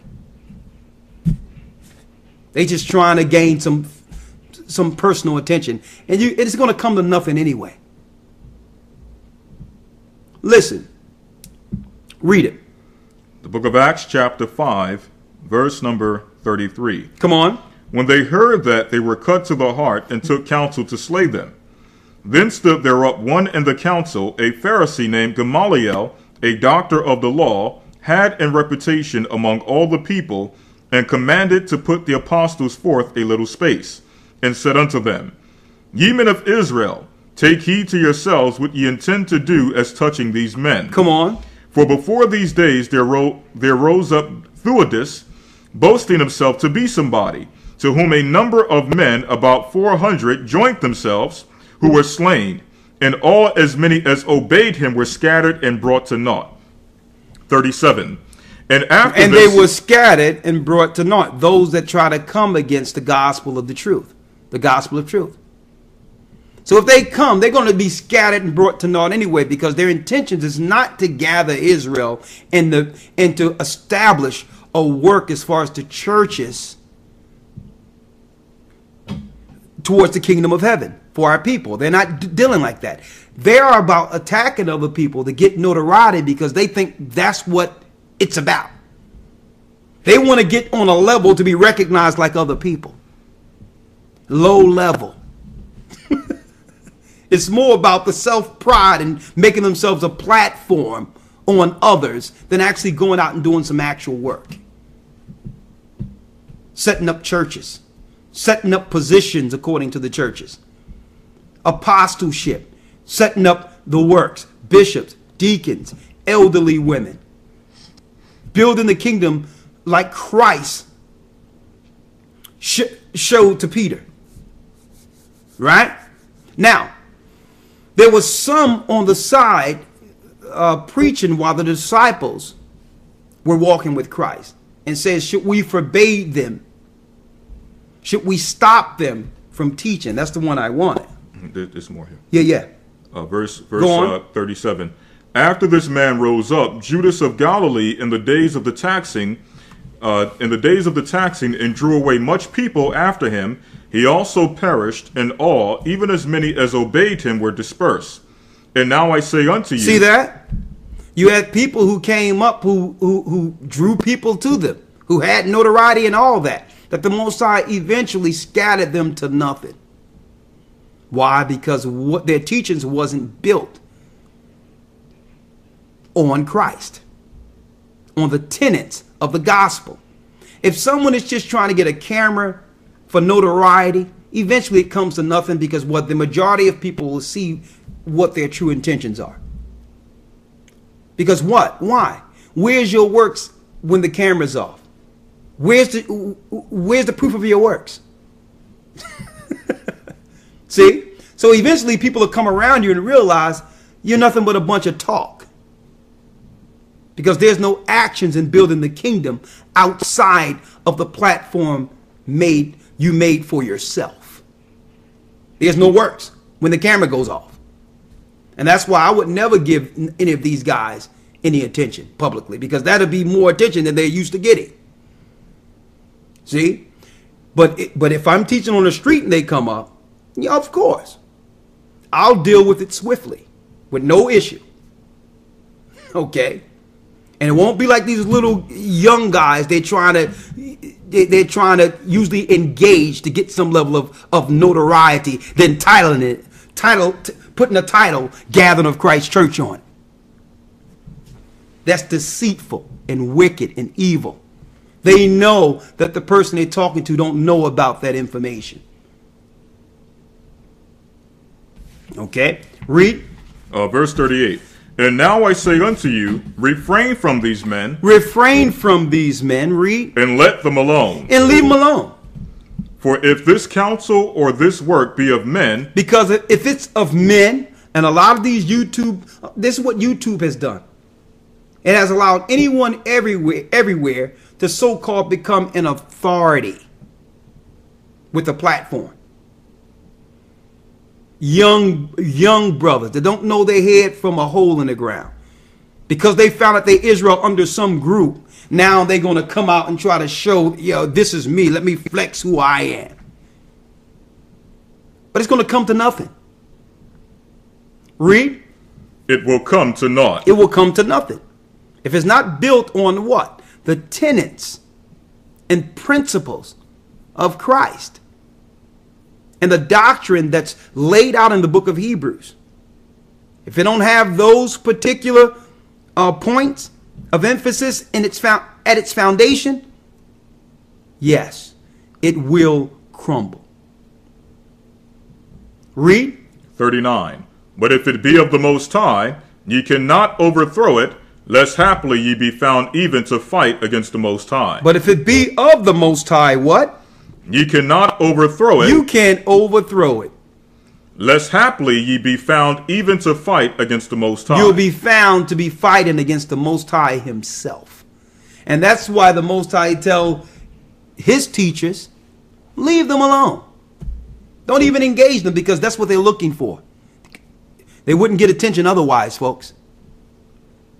That's why they'll go to all these other platforms and all that to try to get some level of recognition, because no one is paying attention to them. Because why? They're not really doing the work. Their work is to be seen, trying to be seen. So you brothers and sisters, be very careful out there when you engage these brothers. If they find out that you're with the Gathering of Christ Church, I don't care who you run into, they're going to automatically try to talk to you on the side, find out what you don't know, then they start the camera and they'll try to gainsay you right there to sideways attack us. So don't engage them. Do us a favor. If you're with the church, learn under the church until the Most High allow you to become seasoned in these different areas, in these particular areas. And once you're seasoned, we'll send you out, and it still won't be to them, to talk to them. It'll be to what? To teach the kingdom of heaven and bring Jacob back to the Most High. It wouldn't be to talk to them. They already have some knowledge. Okay, you know you Israel and all that. We'll need to talk to you. You good. Let's go to our people. There's millions and millions of our people who don't have any understanding at all. Those are the people we need to be talking to. Not those who already think they know it all or have it all. Okay? With that, let's open it up for some questions. That concludes our lesson. That's part 3 of the Moabite Stone in relation to the name of the Most High. And we'll be back next week with a regular lesson, but I had to deal with that. And let me put this out there too. I heard about it through an elder. I think Elder Gabar called me about it yesterday, about this young brother who allowed himself to be utilized publicly through one of these other groups. And I said, you know what? I'll teach on it today. Give people the knowledge of the Moabite Stone as a warning reference to brothers and sisters, because this is how you're going to be used if you engage these people. You're not going to be, it's not about welcoming you and sharing on information you understand together. No one, we have never sent anyone out to gainsay these brothers on the street. So young people, let this be a warning to you. Don't go out there because they're going to use you and attack you on the information you haven't learned as of yet. So that's why I did that video today, to warn others. It has no, guess what? And I'm not going to look at the video, and I never look at any of the videos people put up titled Gathering of Christ Church, and they're not a part of the Gathering of Christ Church. I don't even give it 2 seconds, folks. So if anyone want to ask, did I look at the video? Absolutely not. It's going to just fade in the wind like any other of the videos where brothers go and find a young brother to try to gain some authority. They find a young brother that's with a church or with what they would call a camp to try to say that I got knowledge beyond your teacher. They're juvenile, folks. That's why I don't even look at the garbage. So if you want to know whether or not I seen the video, no. Matter of fact, the brother that did it, I've never seen one of his videos. But I bet you he can't say the same about us. I bet you've seen many of ours. Okay? So the whole deal is stay away from these guys, folks. Stay away from them. Let them come to naught. Or hopefully the Spirit of the Most High come in them and some light turn on to the point where they'll find some water. And come to the light and be a part of the true work of the Most High. Okay? With that, let me open it up for questions here. Q&As.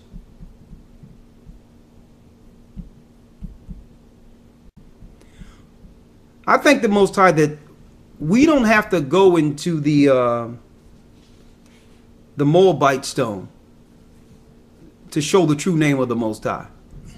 I thank the Most High we don't have to go anywhere else but to the Most High's, directly to the Most High's mouth, the Bible, and his mouth speaking to Moses. You have these guys with books piled up here. There's thousands of words of Yahweh everywhere. We don't have to do that. Somebody asked me the Most High's name, what I'm going to do. Here's my response to that. You know what? Moses had the same question. Go to Exodus 3 real quick. Well, what is your name? Who can I say is being sent to Israel Who is you? You're the God of Abraham, Isaac, and Jacob. What is the name that I can take back to my people? I am that I am. See how simple that is, folks? And it's so deep for our people. The answer can be right in front of us the whole time, and we'll try to get so deep outside of the Most High's mouth, outside of his command. Isn't that how we got into such a state as a people in the first place? Instead of just accepting what he say, we'll take a stack of books and say, well, it says Yahweh here. On this record, it say Yahweh here. Well, what did the Most High tell you? What did he say? Is that so hard, Israel? Just to listen to what the Most High say and accept and follow that.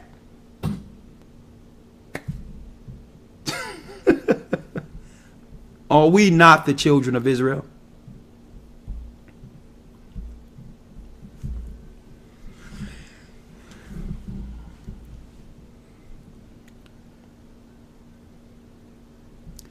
All right, let me go down here. All right.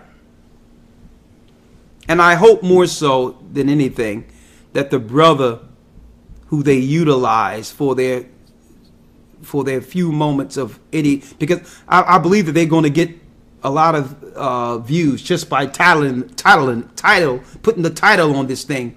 I don't know why I'm struggling with the word title here. By titling this thing, the Gathered of Christ Church. Automatically put GOCC, Gathered of Christ Church, or someone who's actually been working in your title, you can actually get more views. And that's what these guys have found, right? So I hope the brother they utilize would use this video and look at this, not to go back to those brothers, but to understand that they could have received the truth outside of that interaction. More truth than what you would have received dealing with that particular person. Right? All right, Elder Lawya, let's go down the line. Issachar 144, all praises be to Hosea and the Lawya elders for the lesson. Let me see here. Focus. Shalom, elders. Are you aware of the mask? Let's get this. Issachar. Let's get the full one. It says, Issachar 144, all praises be to Hosea and the Lawya elders for this lesson. Wow. The Moabite stone only further proves that the Most High's name is Hosea. Yes. Absolutely, because when you go into the Moabite stone, you get the history of the 10 tribes who brought in Yahweh to be worshipped, sacrificed to Chemos, started dealing with the 6-pointed star and all of that. Exactly. So they had the name of Baali in their mouth. And the Most High said in the book of Hosea, you shall no longer call me Baali or master. That Baali was the master, or who we know, Satan. See? He would become a husband to us. Through who? Through Yeshua, Christ, the anointed. And it would be Christ who would reveal the name like Moses revealed the name. And that name will baptize under and be saved. But the answer to your question, absolutely. The Moabite stone proves the name of the Most High is Hosea. Okay. If you understand the narrative and time period and the story, the backdrop behind the Moabite stone, you receive that today. Right? Now let's go. Focus. Shalom, elders. Are you aware of the mask that Gentiles have made to look like black men? They have created fake facial masks and hands that mimic a black person. Yes, I found this around, what, 6 years ago, because there's not much really black on black crime going on amongst our people in proportion to how they're promoting or publishing it. So what the Gentiles are doing, and usually they use foreign agents to do this, okay, like Russians and other agents in collusion with the UN and American government. They'll have these guys from other countries and all that put on black gear and rob a bank or shoot a person to make everyone believe it's black on black crime, or to start a war against rival that would culminate amongst rival gangs, to keep the black on black narrative going, because they know by doing so it would lead to what? More bloodshed that they can promote or publish. That is true. Yes, we know about that. We know about the black mass and all that they're using to fuel the black on black crime narrative. So how do we combat that? Well, if we're not a part of the gangs, and if we're not dealing with criminality, they can't utilize, they can't come in and cause these infightings. Mm-hmm. See? So what should happen is, and I would pray that the Most High would allow this to happen, where all the gangs be dissolved. There is no gangs no more. No more Bloods, no more Crips. We're the children of God. We love each other. We're not going to separate ourselves amongst gangs anymore, because they're using these separations and divisions to destroy us internally. Dissolve all gangs. Get drugs out of our neighborhoods. You understand? Get any level of criminality out of our neighborhoods. Not separate on religious lines and gang lines anymore. No more fighting over a corner, so that we can actually see the enemy that comes within. In order to do that, we must seal up all the cracks within our communities. Mm-hmm. And the cracks are developed by us being divided under some title or lines. If we unite as a people under the Most High and take care of ourselves and correct the ills within ourselves, at that point we'll be able to see an enemy a mile away.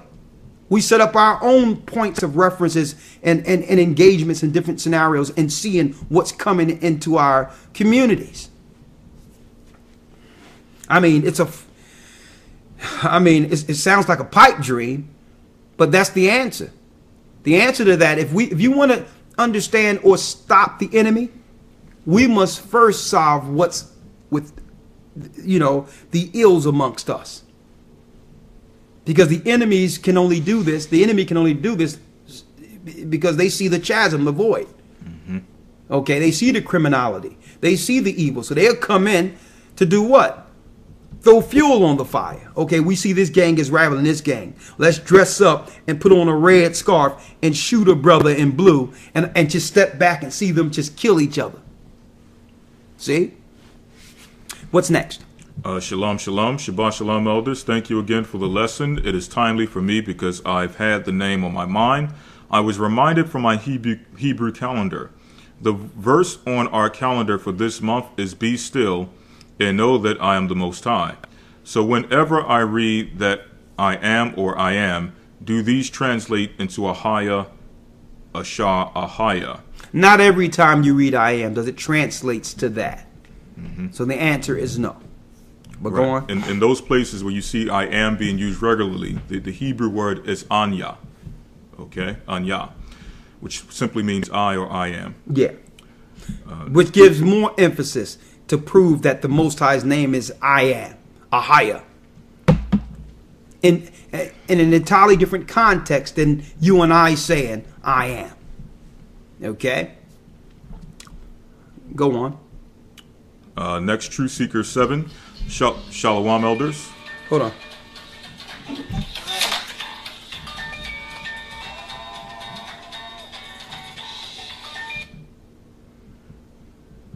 Go on. Shalom, elders. The water for the lesson. Where does it specifically say that the six-pointed star is the image being referred to in Amos? The water for all you do. That is a great question. You have to realize, folks, okay, like I said, I've been in this truth, I knew I was an Israelite since the early 90s, the turn of the 90s. And you have to realize, brothers and sisters, when I first had the truth, I walked around with a silver six-pointed star the size of my chest with a silver chain on. I was in charge of the garment department for years. And I would take a stencil and make six-pointed stars and put it on all the garments and all that. All right. I had no idea. But through years of working and studying, once I was beyond that place, I began to actually study what was in the Bible. And when it said, when I read that you shall no longer call him Baali, but Ishi, I started researching that. Eventually I researched that and found out, man, we've been worshiping another God as Hebrews and have taken on that as our modern day culture. You understand? Once we begin to realize we Israel, we take on those bad habits of the Old Testament. We equate those bad habits as Israel culture. I started realizing that. I'm like, hold up. This six-pointed star don't define me. So what I did was I did a research on Remphan, the star Remphan. Type it up in your computers real quick. The star Remphan and Chewin is a six-pointed star. And I'm like, oh my goodness. And I looked at my chest and I'm like, what are these so-called priests teaching me up in here? When I began to age, because then, let me tell you, when you learn, and we all are like this, we're like, you know, we're like an open canvas, a clear canvas, and we trust our teachers. And I believe we should be that way. But you still should study to show thyself approved, and study, especially if someone is pushing something that you can't see in the Bible. So I was reading the Bible and I'm looking at all these six-pointed stars and I'm like, well, hold up. This must be in the Bible somewhere. Right?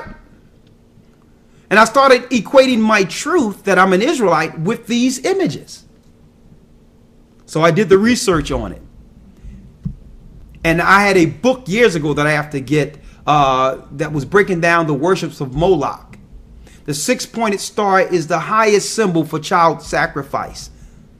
Like King Mesha did in that war against Israel. He sacrificed his son in that star, folks, to gain power. To try to gain power against his foes. It's high-level magic, folks. The six-pointed star, I did the research on it. Type it in star Remphan. It's a six-pointed star, brothers and sisters. So there is no Star of David. When they say Star of David, they're speaking of Megan David, a Jewish occultist. Okay, Megan David, a Jewish occultist of near our time. It has nothing to do with King David. There is no Star of David, folks. It's the Star of Remphan. It's a witchcraft symbol for child sacrifice and other witchcraft. The witches, sorcerers, all of them use it. Okay? What's next? I am Judah 71. Great lesson, elders. Another thing that these groups have leave out is the true name was only in one location, Jerusalem. Could you read 2 Chronicles 6, 5 through 6? Yeah, one thing they leave out, and that's true, that the Most High's name is only in one location of the Bible. So they can't say, well, Yahweh is written of 3,000 times or 6,000 times through the Bible, so it must be the name due to volume or quantity. No, it's where the Most High mentioned his name is the point. It's where he said his name is the point, because the Jewish people, well, later on began to exalt that name over our God. So what would the Gentiles do while we were asleep or in darkness? They would initially take out the Most High's name and replace it with their God, outside of where the Most High said it. Because you can't change his words. I am that I am is clear. And it's not Yahweh there. It's not Jehovah there. Okay? And the Most High is not a God that he should lie. And he doesn't change. He's not going to be Yahweh in a higher too. So don't go for that first person, second person garbage, because the Most High is not a person. He's outside of time and space. So you can't utilize that too, either. Read. Here we have Judah tribesmen. Can you? She said what? 2 Chronicles 6 and 5 through 6. It says, you want me to read? And it says, the group's leave out true name was only in one location in Jerusalem. Could you read 2 Chronicles 6, 5, and 6? Read it. Since the day that I brought forth my people out of the land of Egypt, I chose no city among all the tribes of Israel to build an house in, Yeah. that my name might be there. Neither chose I any man to be a ruler over my people Israel, but I have chosen Jerusalem that my name might be there, and have chosen David to be over my people Israel. Yeah, exactly. But it was there during the time of David. But what happened? The kingdom was split and we brought in Yahweh. So it's not there now. See? It was there under David. So Christ would do what? He would reestablish the kingdom like it once was under David. He would bring forth the name of the Most High and the understanding of who to get baptized under, away from the gods that were brought in the Old Testament after our fall, after David. Christ would now bring in that way, reestablish that old way. First starting with the Most High's name. That's why he told the Pharisees, before Abraham was, I am. Right? Come on. Next we have Judah tribesmen. Can you please get a Levite brother who speaks Creole to recreate every single one of your lessons in Creole, please? It's severely needed. Yes, we're going to work on that. Thank you. We're working on that. Next we have Bankster Spankster. What does the 11-pointed star represent? That statute of Isis have at its base and sits in New York Harbor. Thanks for the wisdom and teaching today. Yeah, but when you look at the heart of all these symbols like that, somehow in the center of it, it still makes out the 6-pointed star. I did the research on that. At the base of all these different symbols, you can find the star of Remphan within it. You have the 6-pointed star, and you have that infused with the 5-pointed star, which give you the 11 parts, the 11 points. Go on. Truth seeking. Great lesson, Elder. Wow, this is the Holy Spirit because this was right on time. I have one question, though. What's the understanding that Judah and Yahweh has Yahweh in it? Judah means praise God, the water for the edification in your work. We break this down every academy, and it's simple. Okay? Elder Lawya. Yes, sir. The only similarity between Yahweh and Yahweh is sound. When you're dealing with the etymology of the word Yahweh, it does not go back to Yahweh or Yahweh or any name associated with Yahweh or Yahweh. It goes back to the Hebrew word Yadah, which simply means to praise. So Yahweh means praised. Okay? Some people say praise God, that's fine, but the literal meaning of the word is praised. Not praise Yahweh, not praise Yahweh, but praised.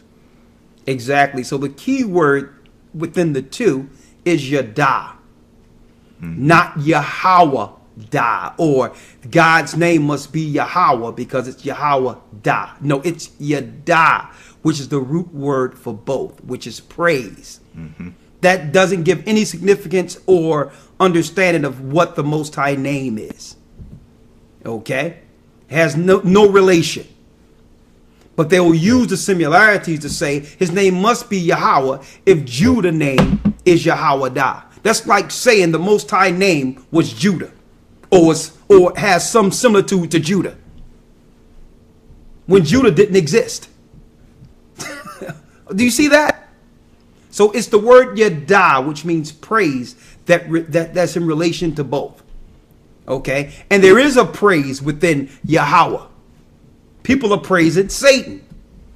Okay? What's next?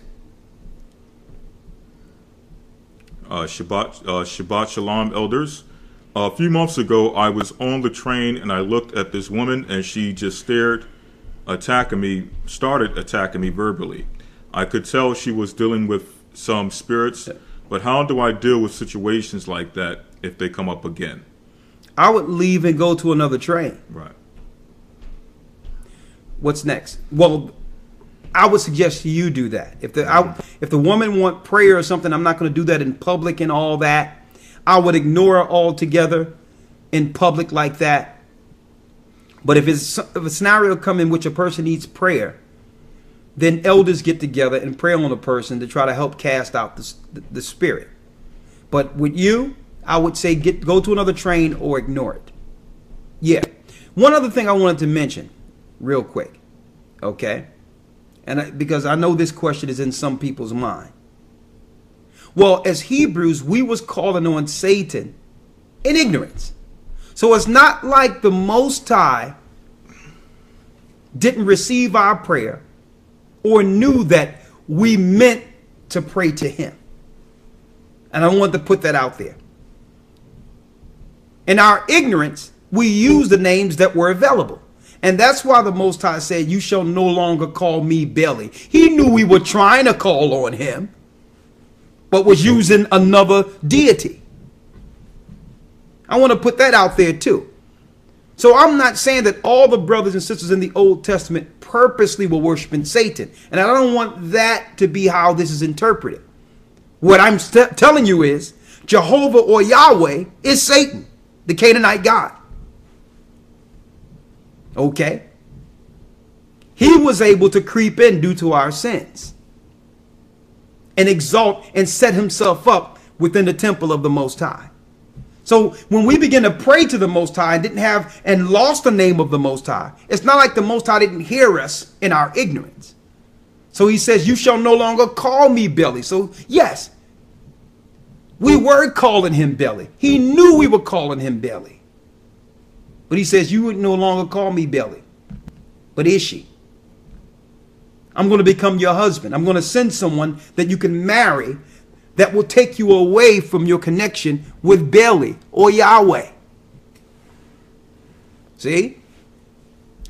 Because I know people are thinking that too, that we are just outright defaming those that call on Yahweh and all that. We're giving you the credible history so that you can research it yourself. To know that, yes, we went through a transition during our fall, but we don't have to sensationalize that in our awakening. That was part of our fall, calling on Bailey. Okay? Let's go. Someone had a question. How did Cain die?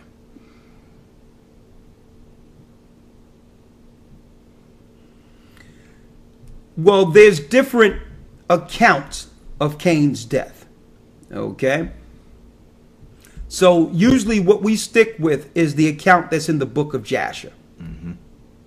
Okay? Because Jasher gives you more so a more insight to a more insight into Genesis and the 5 books of Moses than any other record we've went into. So I know you're asking that because it's more than one account of Cain's death. But we more so lean towards Cain's death in the book of Jasher. Mm-hmm. Okay. If I could mention that one actually it links to the story in the Bible concerning his death. Exactly. So that the Jasher is the more accurate version. Exactly. Next question. Let's see here. I think you can scroll down now. There's more? Mm-hmm. All right. Question. Is the Targum of Onkelos and Jonathan ben Uziel on the potential accurate, trustworthy information? Well, it depends on what you're looking into it for. It's a record that has historical value. Mm-hmm.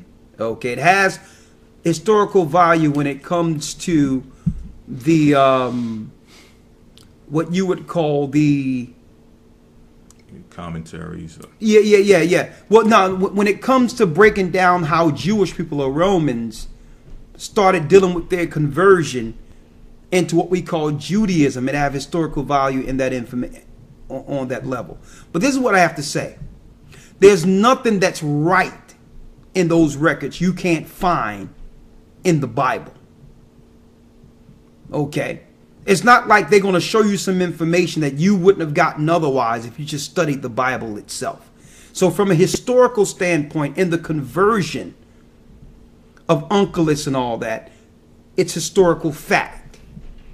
But a lot of that information also have Babylonian intrusion when it comes to certain laws. So when it comes to the laws that are right, that it breaks down, that's true. But we don't need the Targum and that other information for that. Stick with the Bible. If someone was to go into that information, I don't suggest you would unless you've been learned at least 5 or 6 years under the church. My suggestion. But if you're going to go into that, you filter that information through what you've learned in the Bible, not the other way around. You don't go to that to get information on how to break down the book. That's when you will begin to go off.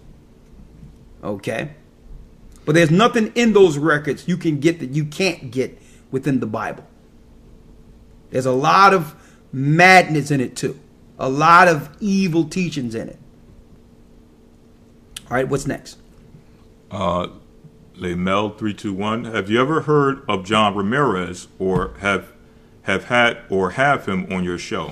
I've never heard of John Ramirez, no, but I'll take his name and look him up.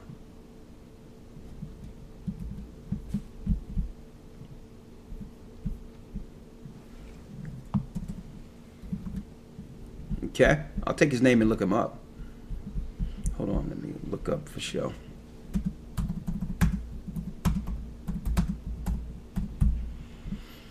All right. Edgar King, why are there trisex people or people born with both private parts? Well, the scriptures explain that as hermaphrodite, or what you would call the days of Noah, when gods or angels slept with women and brought forth Nephilim. Okay, that's when it really began to, that's when that male-female thing began to really crop up amongst the people, you know, the sons of Adam. Now, usually it's now through our modern day medicine and all that, where they'll do certain things to people, focusing on the women, and genetically begin to mess with, you know, the birth of children. So a lot of that is chemically induced, scientifically induced today to mimic the children that was coming through hermaphrodite before the flood. Okay, that's why I say watch what mothers. You notice when you get pregnant, they immediately want you to go and get you a doctor that you must check in with for the full 9 months. You have no idea some of the chemicals they're putting in you, what they're trying to shoot in you, the prenatals, which are really causing all types of birth defects and all that. So you have to be careful, because we're in the days of Noah. They're targeting the women so that they can bring forth these types of beings. Okay, and a lot of this is chemically induced in what we eat and all that, and what they shoot in a woman and what a woman takes while having children. Okay, so I'm not going to just right out say that, okay, anyone that's being born like this is Nephilim or the children of Nephilim. That would be ignorant to say that, understanding they're doing a lot of things chemically also. But the having both organs does relate back to what was happening before the flood. That's the product that came from the disobedience. Okay? Andy Levy, it's the last question here. We have a few people saying that you guys are opening a church in Orlando, Florida. Please inform. Great lesson notice. We are opening a church in Orlando, Florida. Matter of fact, Sunday night I'll be calling Fresnel to book a trip to Florida, and while I'm there, we're going to be working on also the transition of the church. But I didn't want to do anything before speaking to Fresnel in detail concerning the bookings you know, for us to come out there. So it's premature. I don't want to put too many things out right now, and I haven't spoke to the elders there about. So, but yes, we will soon be expanding the churches and setting up churches in the Florida area, outside of the church we already have with Elder Fresnel, and that will be happening soon. But we must first visit Elder Fresnel in that church, and then we're going to expand and begin to, you know, immediately after that, set up churches in Orlando.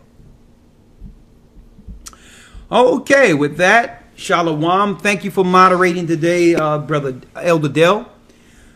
And you brothers and sisters, stay prayed up, sin not. And another thing I would like to say is we thank you for all those who donate and support the church. And we suggest and we strongly ask you all that if you do have some help towards the work, that you can actually send under, and make sure you title it, or I keep on saying title. Make sure you write out Gathering of Christ Church. When it comes to any checks or money orders, you can send that with the name Gathering of Christ Church, please, going forward. All right. And that money will be used for the trips like the one to Florida, and to set up more, you know, more churches, and to do more work in your respective areas. We cannot do it without your help. For those who have been supporting the church, thank you. Okay. It couldn't be done without your help.